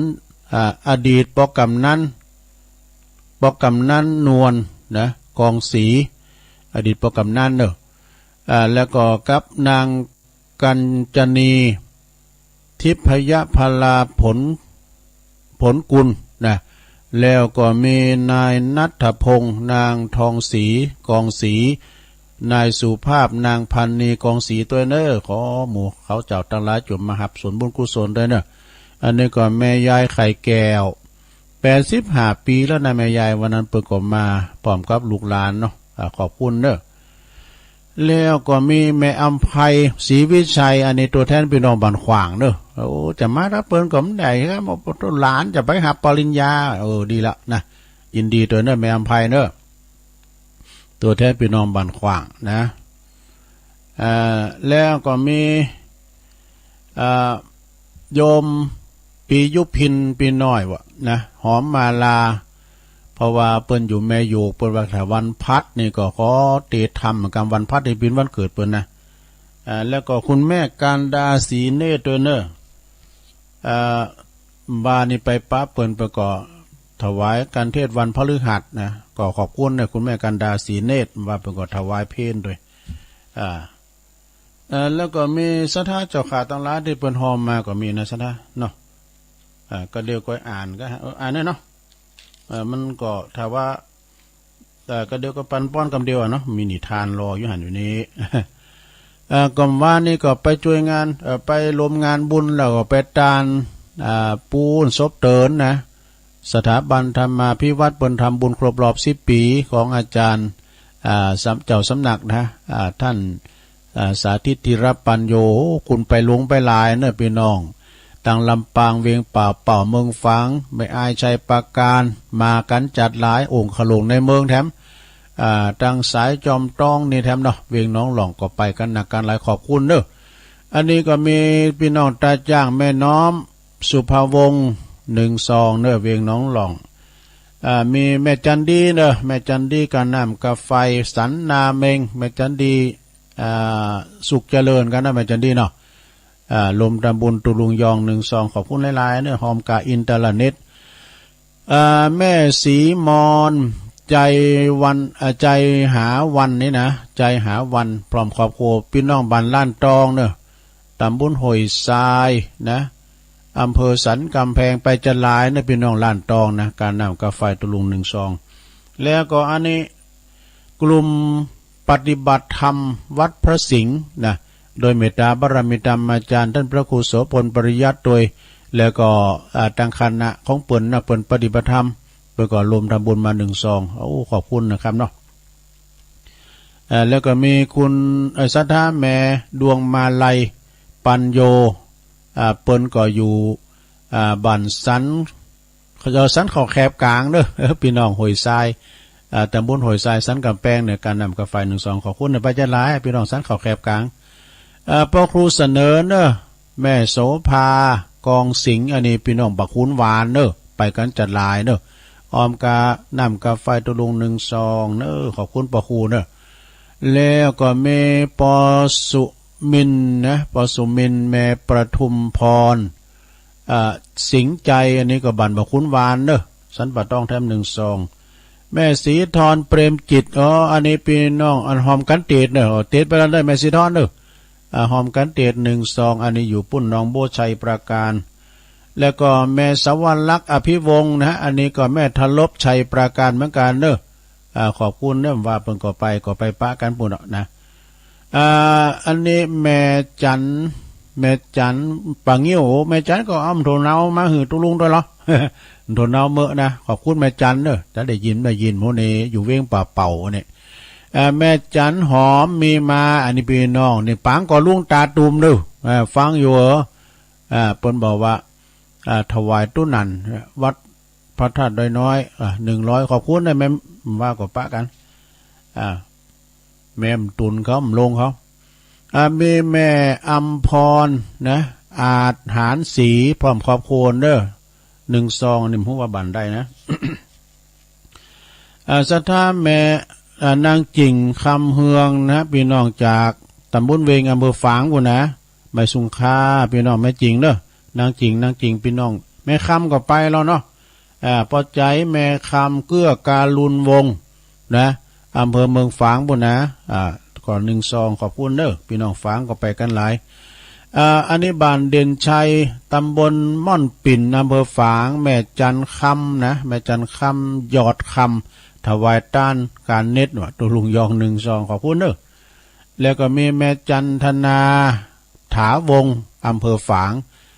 ถวายตัวลุงยอง12ขอบคุณเนอะแม่จันทนาเนอะแล้วก็มีอันนี้ชำระหนี้สงฆ์ว่าโยมแม่อมราวงแหวนอันนี้เปิ้นรวมทำบุญพันนอนขอนโมงเนี่ยแม่ริมนะทำบุญตานอุทิศกุศลไปเหือนายสมบูรณ์ว่องไวตัวเนอแม่จิตราอินเผาน้องนางสาวปัทมพรอินเผาอันนี้ก็ทำบุญครบรอบวันเสียชีวิตของปอจันเนออินเผาตัวแม่จิตราแถม50 บาทขอบคุณหลายๆเนี่ยแล้วก็แม่คุณแม่สายลุงทิพย์พระคุณพี่คุณอันนี้เป็นฝากตื่นมาวันนั้นปอหน่อยบุญปันก็ถึงแล้วเนอะผมตื่นเป็นหวานหอกรอบเปิดไปกรอบเพิ่มอะไรผมตื่นมันซุกตุบไว้หน่อยเนี่ยเหมาะ ขอบคุณเนอะโทษหวานได้ก็เอากับเข่าก็ได้นะเอาปอนกันนี่กันเนอะติ้มได้ฟังติ้มได้อ่านนั่นก็พูดได้อ่านน้ำนะพูดก็มีอยู่เนอะสถานเนอะมันจะมีแต่อีกนะแล้วก็มีปอลุงพันป้าจันสมแย้มกรีบนะแย้มกรีบนี่เปิ้นก็ถวายซื้อที่ดินเหล่ามนทา1,000 บาทนะเปิ้นอุทิศให้คุณคำเนาะตันไปหาคุณคำแม่ไทยคุณพ่อคำแม่ไทยแย้มกลีบโดยห่างชัดบุญนะตุงเกวียนเปิ้นขี่รถเครื่องมาถ่ายกันวะนะแล้วเปิ้นเป็นไทยอยู่จังหวัดพิจิตรปุ่นนะ อยู่จังหวัดพิจิตรปุ่นแล้วเปิ้นก็ว่าฟังทุกคนทุกตนไหนนะเปิ้นฟังกุตุนโกงวะนะอันนี้ก็ตุลุงก็เอามอบให้ท่านพระครูกัลยาณปราโมทย์ปราเนอร์ปัจจัยติลุงคำลุงพันตรานมานะกาติดินเหล่ามนทา 1,000 บาทเนาะ เอาปอนกันตึ้งลงตึ้งหลายกันนะลงเด้อก็เดี๋ยวตุลุงก็จะมาเล่านิทานได้สัพพิติโยวิวัจจันตุสัพพะโลโกวินาศตุมาเตภวัตวันตรายโยสุขีติคายุโกภวะอภิวาตานาสีลิสานิจังพุทธาปัจจายโนจัตตารโอธรรมาวัฏันติอายุวันโนสุขังปะลังพุกก็ยังมีอยู่เนอะละจืมได้ฟังแล้วได้ยินเนี่ยพุกได้อ่านอยู่เนอะแล้วก็ตั้งเวงเปล่าก็คัดไปปุ่นวันเสาร์ปุ่นเอาอู่นี่ผมได้ยินเนาะ จะนั่นสดาญาโยมก็ขออนุโมทนาเนอะไปกินแปะตานกันว่าก่อนนักนาป้าป่านเนาะโอ้คุณมากโป่งหลงหลายครูบาอาจารย์ก็ไปหนักกันเนาะไปจุไปหอมกันอยู่เตียนแต่อากาศตุงเกว้นไปชันเจ้ากันที่หันก็โมนดีโมนกินโมนตาลลูกินลูตาลเนี่ยกันเนาะสดาญาโยมทั้งหลายเอาละตุลุงก่อนจะได้เล่านิทานสักเรื่อง2 เรื่องกันเนอะแล้วก็จะมาประกาศข่าวสารงานบุญตยนะอันนี้ก็พระภิกษุรูปหนึ่งไม่อาจรักษาจิตของตนไว้ได้นะเอาไปหายไปที่ไหน คือในข้างพระพุทธเจ้าโน้นนะมีบ้านตำบุญหนึ่งชื่อว่ามาติกาคามเนอะอยู่ในเชิงเขาแห่งหนึ่งเนอะโอ้ในแคว้นของพระเจ้าโกศลนะเขตปกครองของพระเจ้าโกศลนะก็มีพระภิกษุ60 องค์นะ60 ตุนนะไปจำวัดสาอาสาไหลบิณฑบาตที่บ้านนั้นนะบ้านมีมาติกาคามเนี่ยอยู่เชิงเขา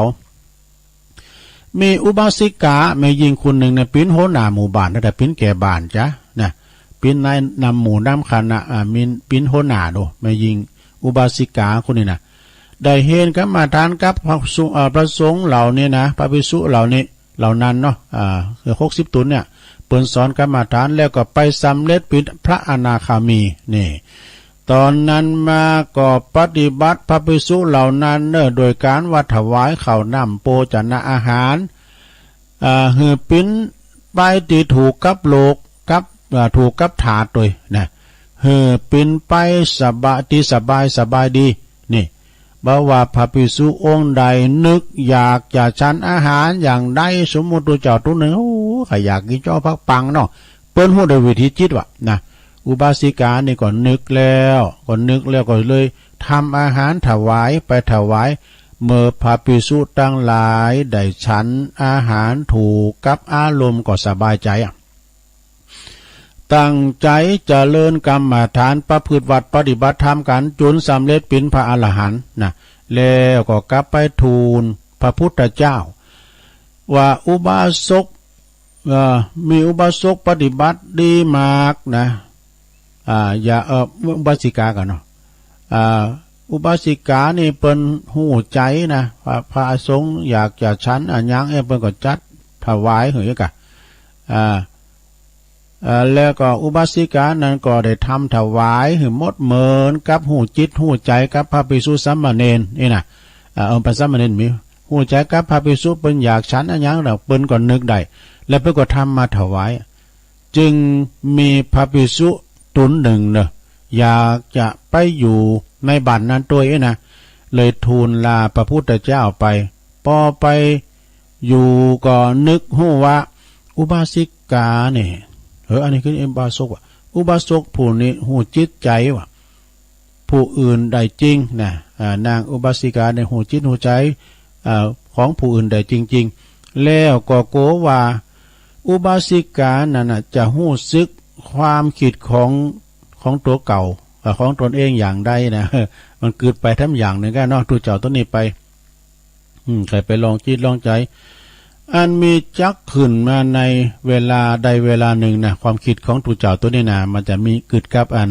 อุบาสิกาอย่างใดอย่างหนึ่งนี่นะเนาะมีวันใดวันหนึ่งนะก็ได้ลากลับมาเฝ้าพระพุทธเจ้าพระพุทธเจ้าก็เลยตรัสดีแล้วพระภิกษุเธอควรอยู่ในที่นี้ละ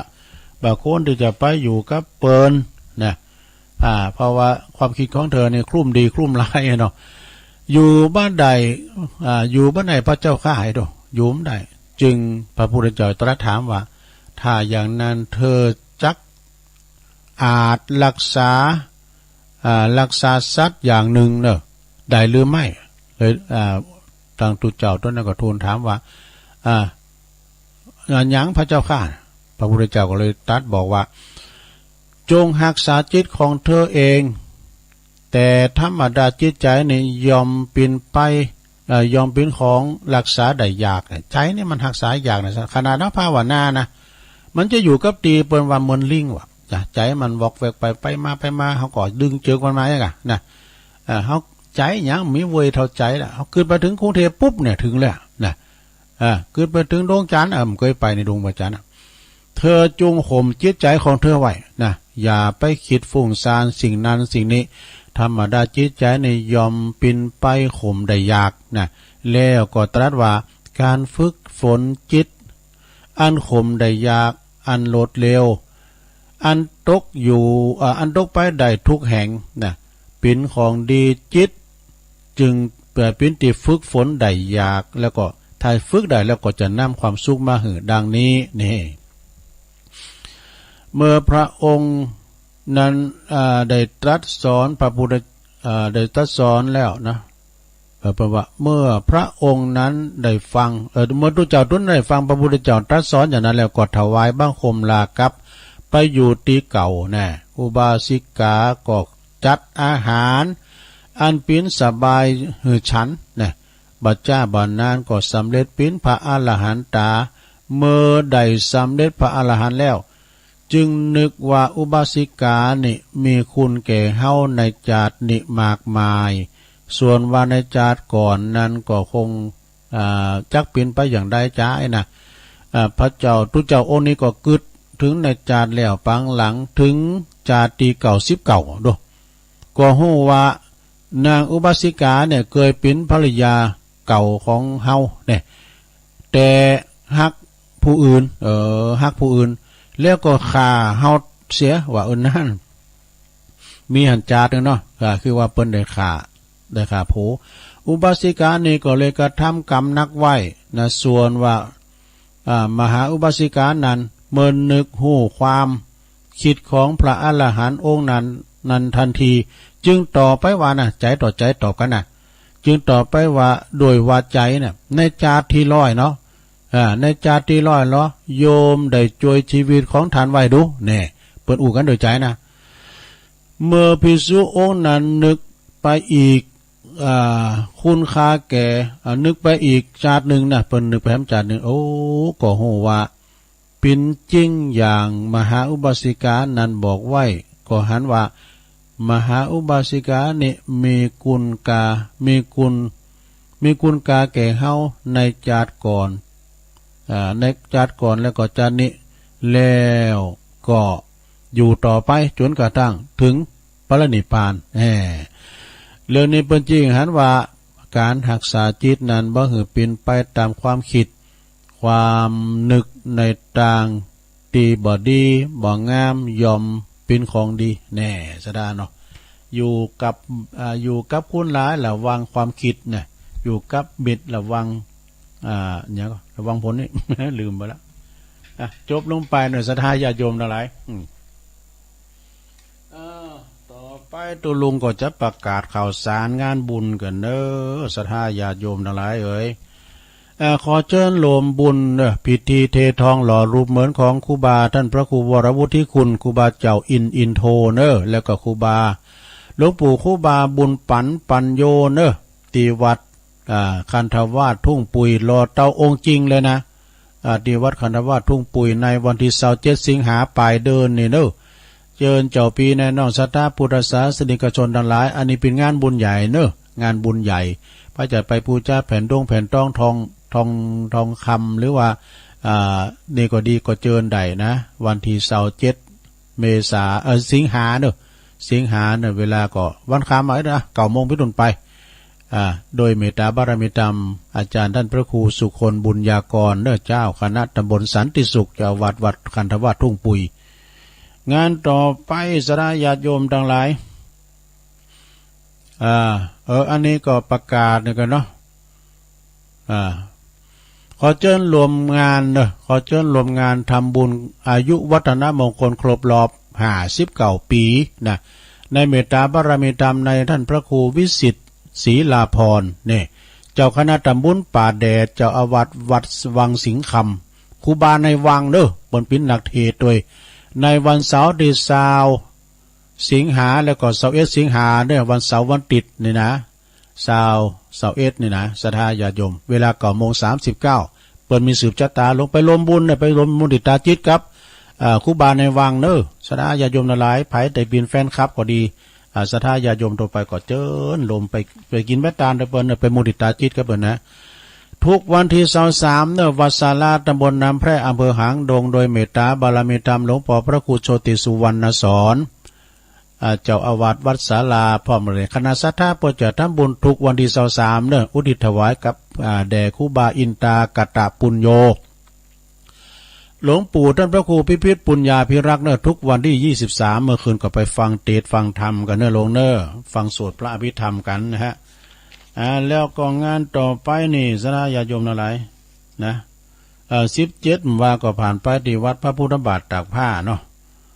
แล้วไปคุณนักคุณหลายแม่หลวงสายฝนบอกว่าคุณหลายนะแล้วก็ตีศพเตินก่อนแล้วไปแล้วก็อันนี้อันใดนี่6 พฤศจิกาในงานบุญกฐินด้วยนะเอานี้ก่อนเนาะศรัทธาญาติโยมงานบุญกฐินที่จะมีในก็12 ตุลานะฮะการบุญกฐินที่วัดเหล่ามนทาประจะวางศิลาฤกษ์แปลงศาลาปะเรียนตัวว่านี่พี่น้องเหล่ามนทาโดยการนำของท่านพระอาจารย์วันใหม่ก็ดีปหลงทรงนะอินตาเปียแล้วไปหากันรถตู้กันนะเปิ้นไปเอามือว่า12 ตุลาเปิ้นจะมีตอดกฐินแล้วก็วางศิลาฤกษ์ศาลาการประเรียนตัววันที่13 ตุลานี่ก็งานบุญกฐินเหมือนกันพร้อมกับถวายศาลาการประเรียนที่วัดทุ่งเศรษฐีนะสันปอ13 ตุลา14 ตุลาก็งานบุญกฐินที่วัดสันกาวานนะตำบลแม่กาในเมตตาบารมีธรรมอาจารย์พระครูสังวรศิลพิพัฒน์เจ้าคณะตำบลแม่กาด้วยเนาะวันที่14 ตุลาวัดสันกาวาน15 ตุลาเราไหน 15 ตุลานี่ก็งานบุญกฐินนะแล้วก็วางศิลาฤกษ์สร้างเจดีย์ถาดที่วัดสันตึงตำบลขวงเปาเด้อวัดสันตึงก็วันที่15วันที่16รอเป็นงานบุญ16ตุลาก็งานบุญกฐินแล้วก็วางศิลาฤกษ์พระธาตุเจดีย์โดยที่วัดศพแจมฝั่งซ้ายตำบลบ้านแปะเด้อนะตำบลบ้านแปะก็อำเภอจอมทองและ7 พฤศจิกาก็งานบุญกฐินและวางศิลาฤกษ์เจดีย์ถาดเหมือนกันในวัดบ้านโป่งตำบลหางดงอำเภอฮอดเด้ออันนี้ก็อาจารย์เปิ้นไลน์มาฝากประกาศก็ความจริงก็ยังไกลอยู่นะประกาศไปเนาะแล้วก็6 ตุลานี่ก็เปิ้นจะมีงานปุนเด้องานบุญครบรอบอายุนะ34 ปี14 พรรษาเป็นวันบัตรเกิดเนาะวันเกิดแฮปปี้เบิร์ธเดย์ของพระครูประหลัดณัฐพงศ์ทิตวุฒิศิริเนาะเจ้าอาวาสวัดดอนจันเด้อปูนไกลอยู่6 ตุลานะฮะ งานบุญกฐินก็มีหลายอยู่เนาะสนาเนาะอย่างว่าวัดพระธาตุดอยหล่อก็24 ตุลาพุทธศรีกิรีก็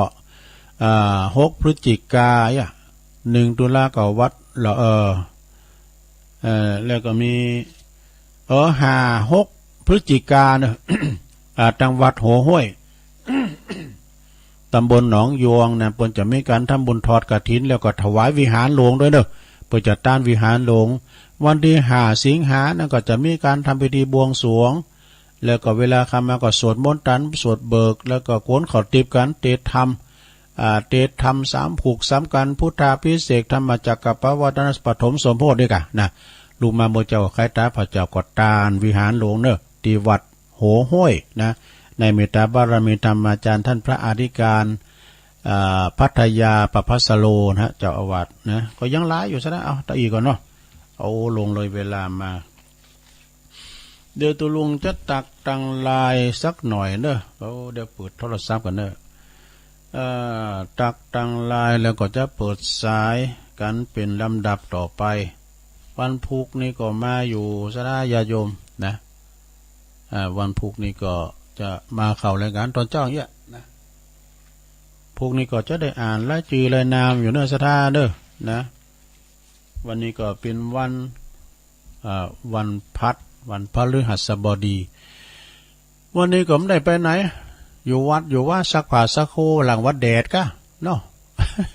แต่ว่าก็ขอบคุณเนอะพี่น้องมากโป่งหลงหลายเนาะอาจารย์สาธิตธีรปัญโยเนี่ยเปิดก็ภูมิอกภูมิใจครูบาอาจารย์ก็ไปกันหลายเนาะแล้วก็พอออกสถาก็ไปกันนะขอบคุณตังอาจารย์เลิศพันธ์นะอาจารย์เลิศพันธ์สีพลอยประดับจนก็เอาเครื่องเสียงไปจุยตัวนะรถตู้ก็ไปกันหลายพี่น้องสถาก็ไปกันหนักกันหลายเนาะอาหารการกินก็ครบทุกอย่างบัดได้วิทย์ได้ขาดหยังนะก็ไปก็โมนกันโมนกินโมนตาลก็ไผก็เจ็บปีหยานนะปีกมาก็ฝุ่นตกพอดี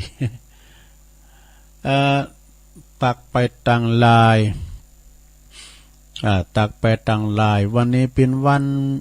พฤหัสบดีนะลายกำลังเข้ามาเนอะใช่ฮะก็ขอบคุณทางฉลองใจแฮปปี้มีเดียนะฮะปีนันหลอดเนอะแม่มนจากพุทธนิมิตฟังอยู่นะแล้วก็แม่พันธาวันนะจากป่าไม้แดงแม่บุญยวงแม่น้อยวิทยุเนอะปุ่นแซ่พันขอบคุณแม่น้อยเนอะคุณโยมแม่กันดาศรีเนตรฟังอยู่ตุลุงชัดเจนดีนะนิกรชายน้อยว่านี่เป็นพิโชเฟอร์เอาตุลุงไปกินแปะตาลด้วยกันขอบคุณเนอะแม่ครูยากศนด้วยเนอะวัดปุ่นพระสิงห์อย่างในกลางเวียงเชียงใหม่ว่าก็ปะกันนะแม่แดงอัมพรอันนี้อยู่แตนดอกไม้ไวสาฟังอยู่เจ้าน่านฟ้าเรดิโอคุณลูกนิรันดร์ปันดอนตองโหน่าทักมาทางไลน์ยายไข่แก้วในเจ้าภาพเนอะฟังอยู่เจ้านะเตธรรมของเราเนอะยายเนอะบ้านสวนใดหล่อโดยปีนานด้วยเนอะชมลมสกาย75ตัวเนอะว2ว8ไม่หลงสุมาลังกาพินแต่ว่านี่เป็นไปเสโซกาเนาะแต่ว่านี่เป็นไปเสโซปูนโยมปอบิดาของท่านพระครูวิบูลย์ศาสตราจารย์ด็อกเตอร์พระอาจารย์พระครูวิบูลย์เจติยาธรเนาะแพะโป่ง แม่ครูทองคำที่วงคำเด้อ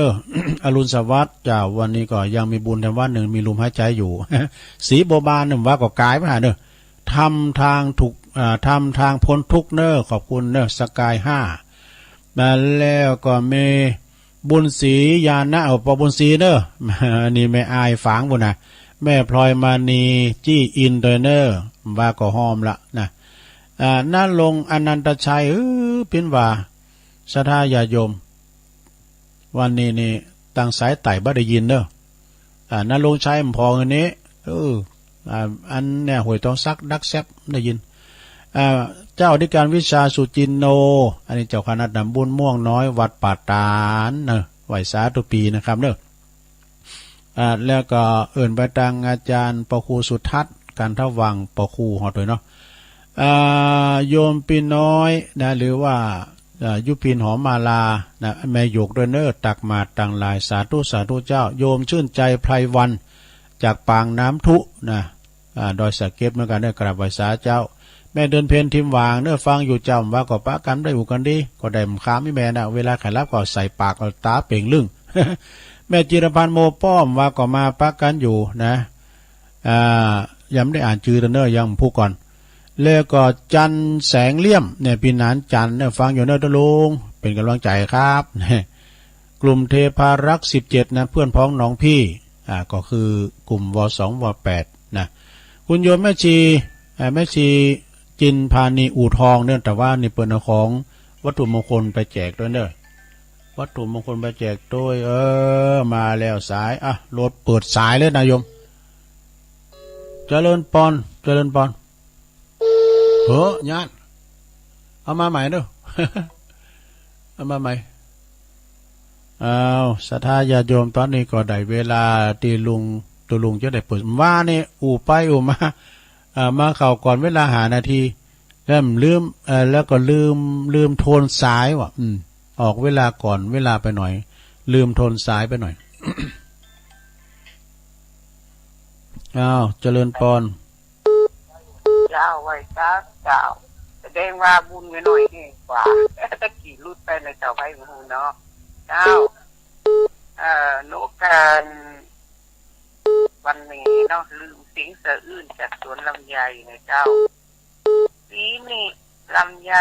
หัวใจตกต่ำบางทีขาดน้ำดินแตกไหลแห้งลำไยถูกล่ำจากเก็บออกเองเปิ้นเก็บแบ่งยังบ่เอาเจ้า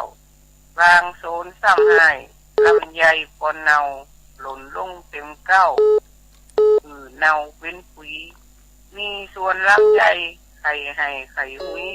พุดตื่นกับปุ๋ยแปลงลำปุ๋ยต้องเตาหูเฮาศอกต่ำพุดตาจุกน้ำพุดตื่นไฟแถมเล่งเจ้าตีเมินลุงใจไอแซมบ่มีเหล่าแจมโหหมูเนื้อเจ้าเล่งแคบหมูก่อนกับน้ำเบาๆพี่หน้าเล่งเหล่าขาลำไยเปงเหล่าขาวบ่เลี้ยงจะเล่งเหล่าแดงขาลำไยเปงรอปีใหม่เจ้ารอปีหน้าเจ้ากำยองวันละกำนะเจ้าคำว่ามาจูนะเจ้าภาษาไทยแปลว่ามาถึงนะเจ้าแคมกำหนึ่งเจ้าคำว่าจูหันนะเจ้าภาษาไทยแปลว่าตามนั้นนะเจ้าสายตอบเจ้าเขามาใหม่ได้เขามาใหม่บนรอมืนเขามาใหม่089955560506ถ้าเมื่อเจ้านี่สายจะแน่นนะแรงนี่สายแผ่วเนอะ เจริญปอนภาษาเจ้าตุลุงนามอุ้ยอินเนาะเจ้าโอ้ยฟังตุลุงเตะเอาจุกจกมอนแต่ตุลุงรับไปเลย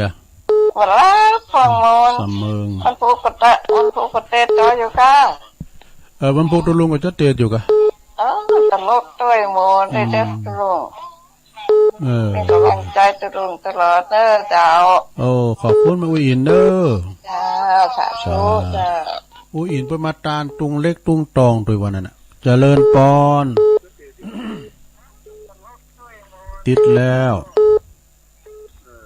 ฮัลโหลปนนั้นปนนั้นอาย เพราะนั้นอายแพะโปงมาละ ครับ ชัดเจนเลยเนาะป่อดีกะงานแล้วไปแล้วเนาะงานศพแล้วไปแล้วเนาะมาแล้วเสียวันเนี้ยกะโอ้เป็นอะไรเสียวันนี้กะเสียวันเนี้ยโอ้อายุเปิ้นเท่ากับ85กันเนาะ87โอ้87ปอเพิ่นได้พระราชทานพระราชทานกะเป็นพระราชทานศพเป็นพี่ปอตุหลวงเจ้าคณะอำเภอดำซ้ำเนาะเจ้าคณะอำเภอนั่นก็โอ้2-3คืนนี้เจ้าคณะอำเภอเจ้าคณะจังหวัดมาหมดดอกเจ้าคณะจังหวัดก็มาเพิ่นแสดงความอาลัยครับว่าอันนี้ก็ดีนะบุญจานก็ดีๆนะเวียนตาดีๆนะยานดลในมีต่างอาราธนังกะโลมาน้ำใจนะกระทาน้อมรับนี่ผมมาเจโลกาแม่ละโลกนี้หลายอย่างบุญจานเพิ่นมาหลายอย่างตั้งแต่ปูนวันนี้เพิ่นเอาอาจารย์วัดพระธาตุมาเวียนตาวัดพระธาตุเนาะวัดพระธาตุเข้าวัดพระธาตุนี่อาจารย์พงเทพตอนนั้นก็ได้ยินมันจัดหมดจัดสถานที่จัดอย่างผ่านเองหมดอ่ะแม่นขอบคุณปอนานเด้อขอบคุณปอนานนมัสการครับวันนั้นก็เอกพลมูลโลกก็ไปติดแล้วหันในเฟซตุปีเอกพลบรรจุปูนเสาหินสีบัวบานนะเป็นพระนักเทศหลายอย่างนะเทศธรรมสัญจรเนี่ยไหนว่าเจริญปอนแต่เจ้าครูแม่สีทอนนะแม่สีทอนอ่านจื้อไปแล้วหล่อนเจ้านะน้องบัวน้องบัวใจประการใจประการเนาะกันที่โชคนี่มันม่วนนะปัดฝุ่นเนาะถ้าใครมันโมนนี่ก็ยินดีเชษฐานี่กะอันนั้นณลงชัยเปิดหนึ่งเอานี่คุณฝ่าสถานีหวยทองซักดักแซบเอาจริงแม่เพนเขากับพิจารณาในวันนี้ก็เล่นมวยจื้อเปิ้นผู้ก่อนกับเป็นวิทยุดังก่อนแม่เพนขาวเตี้ยเขาผู้ก่อนเนอะแม่เพนเนอะมันได้ยินแหละเจริญปอนภาษาครับบรมวินาโหลเป็นเลี้ยงมังคลาจารย์โอ้ประเสริฐว่าก็ป้ากันว่าก็ไปได้ประเสริฐอยู่แก้วสิริมังคลาจารย์ท่านมาถึงวัดกี่โมงมาถึงก่อน3 โมงหรือ5 นาทีเลยเข้ารายการอยู่วันนั้นกันก็ขอมาแหวนที่มหาสมชาติดีกับคุณร้ายนะครับมาถึงว่าพอ4 โมงป่ายละมามาแวะกันก็กับแวะมากับไปตึงเตือเนาะครับอันนี้มันหู้ห่อจักยาวมาแล้วแวะกับปั๊มน้ำมันนะกะอันนี้ก่อนก็ยำมาปุดกี่หุ่นมุ่งอะไร15 เช้ามาถึงวัด3 โมงประเดิม5 นาทีอาจารย์ขอเข้ารายการกับเลยก่อนเลยเข้ารายการให้หน่อยเข้าไปวัดคุณจัดก่ายแล้วต้องมาหาสมชาติเนาะนั่นนะผมเคยไปสักกามเตือนนี่เข้าไปก่ายหลายกำมือฝังมืออย่างเพื่อไปแวะเหมือนกันไปกันหลายตู่กะเป็นไปแวะเป็นมาถึงเตือพุทธเข้าไปแวะไปหลานเนาะขอบคุณประเสริฐหลายๆเด้อครับตุโทว่านี่สิริมังคลาจารย์หลวงมณฑาก็ไปหลายเจริญปอนกลับไปจากครับหลวงลุงเน้นหลักนี่หมดแล้วครับวันนี้ก็ได้ฟังจูโชคเนาะแต่วันนี้ได้ฟังธรรมก็ม่วนอกม่วนใจสถานญาติโยมเปิ้นก็ให้ฟังธรรมบางคนก็จะฟังธรรมมหาญาติบางคนก็จะฟังธรรมเรื่องต่างๆแต่ละเตือแต่ละวันเนาะถ้าได้ยินเสียงหลวงลุงสถานญาติโยมก็เลี้ยวอกเลี้ยวใจครับเนาะอับดังอยู่เลยสถานีไม่ได้ดับหรอกครับฮะกะไม่ได้ดับหรอวอตุลุงนี่ปิ้นเหตุแล้วนะกะขอโทษด้วยเนอะอนันต์ชัยนรงค์ดังอยู่วันนั้นกะเปิดสแตนบายเนี่ยว2-8นะกูเตือนมันได้ยินนะมันเพลงยังไม่เพลงก็ได้ยินครับเปิดเพลงก็ได้ยินอยู่ครับครับได้ยินกันน่ะบุญเราขวัญไปกันเนี่ยครับดังอยู่เป็นกำลังใจนะครับขอบคุณขอบคุณอาจารย์ในหลักเด้อครับผมก็เพื่อนบอกมู้แล้วเนี่ยก่อนนั้นว2-8จะดักเสียบจ้านี่เนาะ เจริญปอนจะฟังเจ้าตุลุงฟังเจ้าเลิศฟังเพลงมาแล้วโอ้แปลว่าเปิ้นดังแบบนี้นะเปิ้นดังแล้วขอบคุณที่ได้ที่บอกกันเนอะเจนจะดีแล้วเจ้าแต่จะได้เนี่ยเจ้าดีกะให้กำลังใจตุลุงนะเจ้าขอบคุณแม่ใส่ทองหลายๆเนอะเจ็บป่วยเมื่อไข่เขาปั้นหอมปั้นหายไปกินไปตาลด้วยกันนะเจริญปอนเอาภาษาเจ้าตุลุงแม่สมภาราเจ้าฟังแต่เจ้าแล้วเจ้าดีกะฟังเพลงกับม่วนดีฟังเพลงกะเข้าใจดีเจ้าไม่ย่อยสันสายผมมาโต๊ะได้แล้วลุงน่ะว่านี่โต๊ะมาอยู่เนอะตอนเดียวลูกบุญมาแล้วมาถึงวัดสักมื้อนั้นมันโต๊ะแต่โต๊ะก็พอดีอยู่นะแล้วก็มันยากคนถ้าจะหลายน่ะไปศพนี่ละพาหลายกะคุณหนักเนอะโธ่ไปหมดก็ก้มขามบ่ได้เปิ้นแตดกิ่งเปิ้นห้ามลิดมันนะปล่อยเฟ้ยมันบุงมุงไม้ก็งามเหมือนกันแหละนะเจ้าเป็นกำลังใจตุลุงนะเจ้าขอบคุณเด้อเจ้ากำลังใจเจ้าห้องตานก่อนหลายวันที่19ก็ได้วันเกิดวันเกิดของตุอุ้ย19สิงหาเนี่ยแม่น้อย19สิงหาเก่า12แล้วน่ะตุอุ้ยนะหลวงพ่อบุญปันปุญญธรรมโม19สิงหาเจริญปอนกราบไหว้สาครับโอ้บ่น้อยบุญปันมาแล้วตื่นบ่ลำเลยเด้อฟังอยู่เลยได้รับแล้วยังได้แล้วขอบคุณมากครับไปลำปางมาแล้วยังไปมาแล้วกะก็นึกว่ามาจะอยู่ลำปางอยู่อีกมาขอรายการอยู่ตุลุงสบายเนาะสบายดีป่ะครับกลับไปสาตุลุงเนอะติดตามฟังตุลุงตลอดเวลาเลยขอบคุณหลายๆเนอะครับผมกลับไปสาครับผมเพราะว่าเพิ่นก็ไปกันหลายไปเมืองฝางไม่อายชัยปราการนะไปกันหลายอยู่โดยการนำของเจรพีพันธ์เครือโยนะเจริญปอนเจ้าสาธุเจ้าแม่น้อมมะเจ้าแม่น้อมตาจ้างเนาะแต่ว่าเขาปะแม่สีทนบ่ได้ปะสกรรมแต่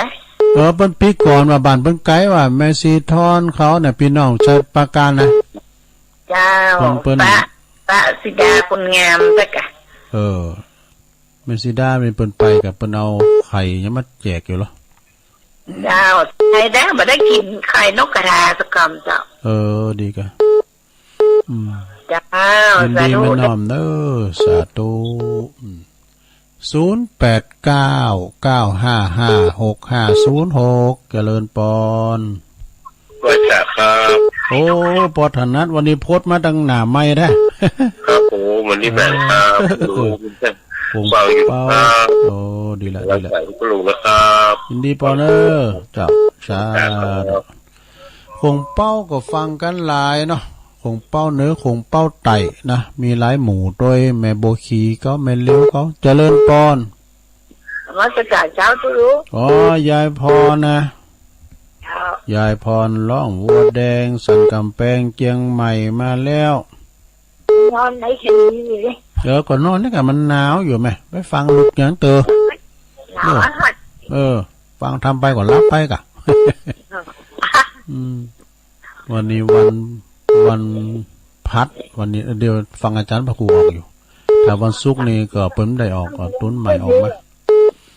เตียนเลยเนาะก็ฟังขอบคุณแม่ยายพรหลายๆเนอะดีละโธ่ยายพรกินข้าวหลายๆเนี่ยมัมเจริญปอนที่แล้วเจริญปอนสายใหม่เข้ามาเจริญปอนเจ้าไว้สาเจ้าตุลุงอยู่ตั้งไหนแม่หยังเป้าเจ้าแม่ชีกันนี่อ่ะเจ้าใจแล้วเจ้าว่าก็ป้ากันได้อวนกันท่านนี้เจ้าก็ตัวเจ้าหลงไปไหนได้ป่าผู้ไหนเจ้าดีกันเจ้ามันกันถ้าเขาก่อมเคยไปเตือนก้อนก็เลี้ยวซ้ายก็เลี้ยวขวาตัวกุดมาไปเพื่อเปิดไปทำธุระปุตโตเผื่อไปอย่างพิชิตนะเป็น5 กิโลบ่ะ โดยคุณไปดีกับมีวสว8ท่านจะไปไหนครับเลยเวลาเลยตามมาแล้วโอ้ผมจะไปทำธุระนี่ตัวผมมาอยู่ไหนเลยว่ายปีกันเนี่ยเจ้าก็ถามเตียนเป็นห้องว่าเขาเกินน่ะกะเข้าไปในป่าติ๊กไปทั้งที่ไปละห้าด้วยนะผมไปเข้าติ๊กเป็นไหนก่อนหัวตามมาไอ้ปโตเอาเขาลึกดิเดียวขอบคุณแม่ชีหลายๆเนอะเจ้าไปแผ่วสกัดแต่ว่าแล้วก้าวปิกมาไอ้เฮ้อมาแผ่วสกัดไงไปแผ่เตียนตีพานมหาสมศาสตร์นะเจ้าจะไปตีพานมหาสมศาสตร์อ่ะตัวลุงเขาเลยไปแผ่วสกัดเจ้าก็นี่บอกเปิ้นแป้งป่าใหญ่ๆกันเนาะยินดีแม่เนอะจ้ะแม่ชีกันท่านนีปูนสันต่อประกัน13 ตุลาบุญเจริญปอนธนการครับหลวงพ่อกฤษครับไว้สาครับหลวงพ่อทีแรกผมติดเนี่ยแหละในผมเข้าห้องน้ำวันแรกกันดับผมโทรไปมาเข้าปวดท้องพอดีปางไข้ไม่ค่อยหายอาจารย์ดีกันเลือดลังผมไม่ค่อยดีเท่าไหร่ไข้มันไปฉีดยาเข็มด้วยละฉีด2 เข็มอะ2 เข็มนานแล้วอ๋อดีกันไว้สาครับไว้ครับไว้สาครับหลวงพ่อครับทนุถนอมตัวเองนะดูแลใจใส่ตัวเองใส่ใจตัวเองนะเจริญปอนไปสาธุครับโอ้ปอนน้ำประเสริฐวันนี้น้องไม่สักไปละหลายอย่างหน่อยทำอย่างที่จบกับวันหน่อยไปหวนไปตัวนั้นทำร่างใจเราใส่ทั้งหน้าเราลุงหนอแม่น่ะน้อยนาแดงตื่นมาวันเขาถึงได้นั่งเสียงน้องเสียงทั้งแล้วมันก็ถึงดีอย่างเมสุเกียววาน่ะตื่นมาก็ได้ยินเสียงน้ำเสียงธรรมนะกะครับมีความสุขความเจริญดีครับของธรรมของเงินทำคำสอนของพระพุทธเจ้าด้วยลุงไม่ว่าไปน้องผูกก็มาอยู่กำลังใจลุงนะครับมีสุขเลยจะมีหลงไปเบียดเบียนถ่ายหลบถ่ายไฟจะได้มันต้องมาจับอะไรกันนี้เขาเอาเท่าเกิดสาอันตุลุงไม่ดีจุกอันยาวเป็นลมเสียไปค่ะสาธุเพราะไผ่ปินโยมไผ่ปินตุปลงวินเราฟังปลงวินเจริญปอนครับนมัสการหลวงผมประธานอยู่อำเภอพรรษาจังหวัดฟังอยู่นะปอนั่นนะครับผมโอ้ปอนั้นอันนั้นมาแล้วเสียใจบ่ได้ไปให้ปิ้นยังก็บ่ต้องห้อมถึงหาปั้นกันเนาะสุดดีๆน่ะปอนั้นอันนั้นมันจะเชื่อบ่ได้นะก็อันรายการต่อไปอ่ะกะรายการต่อไปจบเป็นอย่างเนาะครับผมแม่สวยรู้กำลังใจเนอะโอ้ขอบคุณปนานเนอะเจ้าชาประชาปนานอันนั้นเนอะอยู่แม่สวยปุ่นน่ะเนี่ยนะเจริญปอนประชาตรุงคุณเฒ่าอ่านโบกก้างโอ้พี่น้องโบกก้างพวกกันเนี่ยก็อ่านนะแม่โบราณแม่โบราณจำปาอินอันนี้คนเฒ่าคนเท่าโบกก้างเนาะเจ้าไว้ซะลุงเมื่อตีเนาะเจ้าเป็นดีหลายๆไหมสาธุ0899555656เจริญปอนกราบไหว้สาท่านเจ้าโอ้หลวงพ่อมานี่สายบุญมาละแต่ว่านี่ได้อนุโมทนาด้วยคนเพราะเกิดอุปสรรคนิดหน่อยคนขับรถเป็นไข้เกิน2 ขีดโอ้ก็เลยถามไปตั้งรถตู้อันยกเลิกก็น้อยนะแต่อนุโมทนาบุญตะกูลถ้ามีโอกาสหน้านี่แหละจะเอาเวลาที่ผมว่านี่กันหัวอีกก็จะไปหับนี่ตัวนี้ได้สยองแล้วนะกำเมืองวนว่าสยองเลยว่าว่าเนาะซานไปซานไปแล้วย่อหนกลางแล้วกันเนาะแต่ว่านี่ไปน้ำฟังหลายแล้วผมฟังให้ค่อยเป็นตอนอ๋อดีกะเดี๋ยวฟังแต่หาสมชาติมาแล้วครับหุ้นลายเด้อขึ้นโอ้แน่นอนต่อขึ้นที่เป็นกว่างบ่ได้หันมุมตาบ่ได้หันกับตัวกับตาแต่ตะวันนะพงตาลก่อนนักโอ้อ่านปุ๊บจบเสียงมันงานผักกาดตอนเดียวขี้ขาดตอนแล้วก็ห่างเรื่องอ่ะเด้อโอกาสนะครับมันทำธุ ธุระกันเรียบร้อยทำบุญทำทานแล้วก็ปิดบ้านไทยบ้านเนาะปิดกันไหนบ้านมันเอาไว้โอกาสหน้าก็ไปตุลุงน้องนะผมเนาะได้กะตัวหนามีอยู่มีงานบุญมีตลอดแล้วนะแล้วก็ล่องไปหากันก็ได้เนาะครับได้กะสาธุไว้สาธุบุญรักษาเนาะเหมือนกันเนาะแต่ถึงสถานถึงหมดเนาะที่ไปถวายนั่นน่ะสาธุบุญใหญ่บุญโลงเนอะหลวงพ่อโอยจกโอยใจให้แล้วเนอะเจริญพรมาจากเจ้าตุลุงมาจากเจ้าแม่จันถุนเอาได้แล้วเจ้าเอาดอกไม้นั่นมีหรือเปล่ามีก่อนแล้วยังจันไม่ยังมีก็มีเนาะเจ้าแม่จันป่างิ้วเจ้าฟังอยู่ว่าเด่นไม่ฟังดีเป็นตะท่อนจะแน่นอย่างโม่เน็ตก็ไม่ดีอ่ะดีกะขัดหายเจ้าแม่จันขอบคุณแม่จันหลายๆเด้อเจ้าเป็นเจ้าไว้สาเจ้าตุลุงเจ้าคุณอันผู้ก่อก้อยอ่านจือบันทำสายสุดท้ายเจริญปอนเจ้ากลับมาจากเจ้าตุลุงวันนี้เขามีบุญแห่งวันหนึ่งตื่นขึ้นมาก็ได้ยินเสียงน้ำเสียงธรรมจากตุลุงเด้อได้ไหวพระฟังธรรมเพลงมาแล้วเด้อตุลุงกับไหวสาเด้อตุลุงเจ้าขอบคุณแม่นักๆเด้อกับไหวสาแม่สุเกียวศิลปรเด้อสาธุเจ้าคนเรียกว่ามานั้นได้ยินก้าบ่าวโทพระอาจารย์นี่เราบอกว่าได้ยินกับต่างเพลงมาแล้วทำสายทำสายเด้อแม่จันโสมานมัสการเจ้าดีกันตอนนี้จะได้อู้ว่าเจ้าแห่งก้าวบ่ายมาก็จะไปวันแม่จะหายแล้ววันนี้แต่ไปบุญแม่คำสปืนป่ะเจ้าไม่คำบ่ไปสัก10 คืนกันเลยกับนี่นะบุญอยู่บุญไม่ได้ยินเนาะปียังอยู่ตั้งแต่เมื่อคืนดีเมื่อคืนได้ยินอยู่แต่ทานเป็นเน้นรักออกก็ฟังอยู่หลวงพ่อปฐมบ่อชาวาออกก็ฟังอยู่เจ้ามันใครได้ยินชัดเหมือนบ้านเฮาแล้วก็ดูในโน้ตบุ๊กเอาเนาะฟังในคอมบุ๊กก่อนเจ้าโอ้ดีละปฏิบัติปัดโผบ่เนออันนี้เป็นอันของดีเฮานะวันเดียวจำไปวันแม่วันเดียวนะเอากำซิบมีในใจตลอดชีวิตของเรากำลังใจนะเจ้าขอบคุณเจริญปอนเดินทางปลอดภัยเนอยายน้อยกาดนัดอุ้ยอินแม่สาบสำเมิงปอนั้นอายแพะโปงนะแม่สีทอนหนองบัวชัยปราการปอเศษหยุบแก้วสิริมังคลาจารย์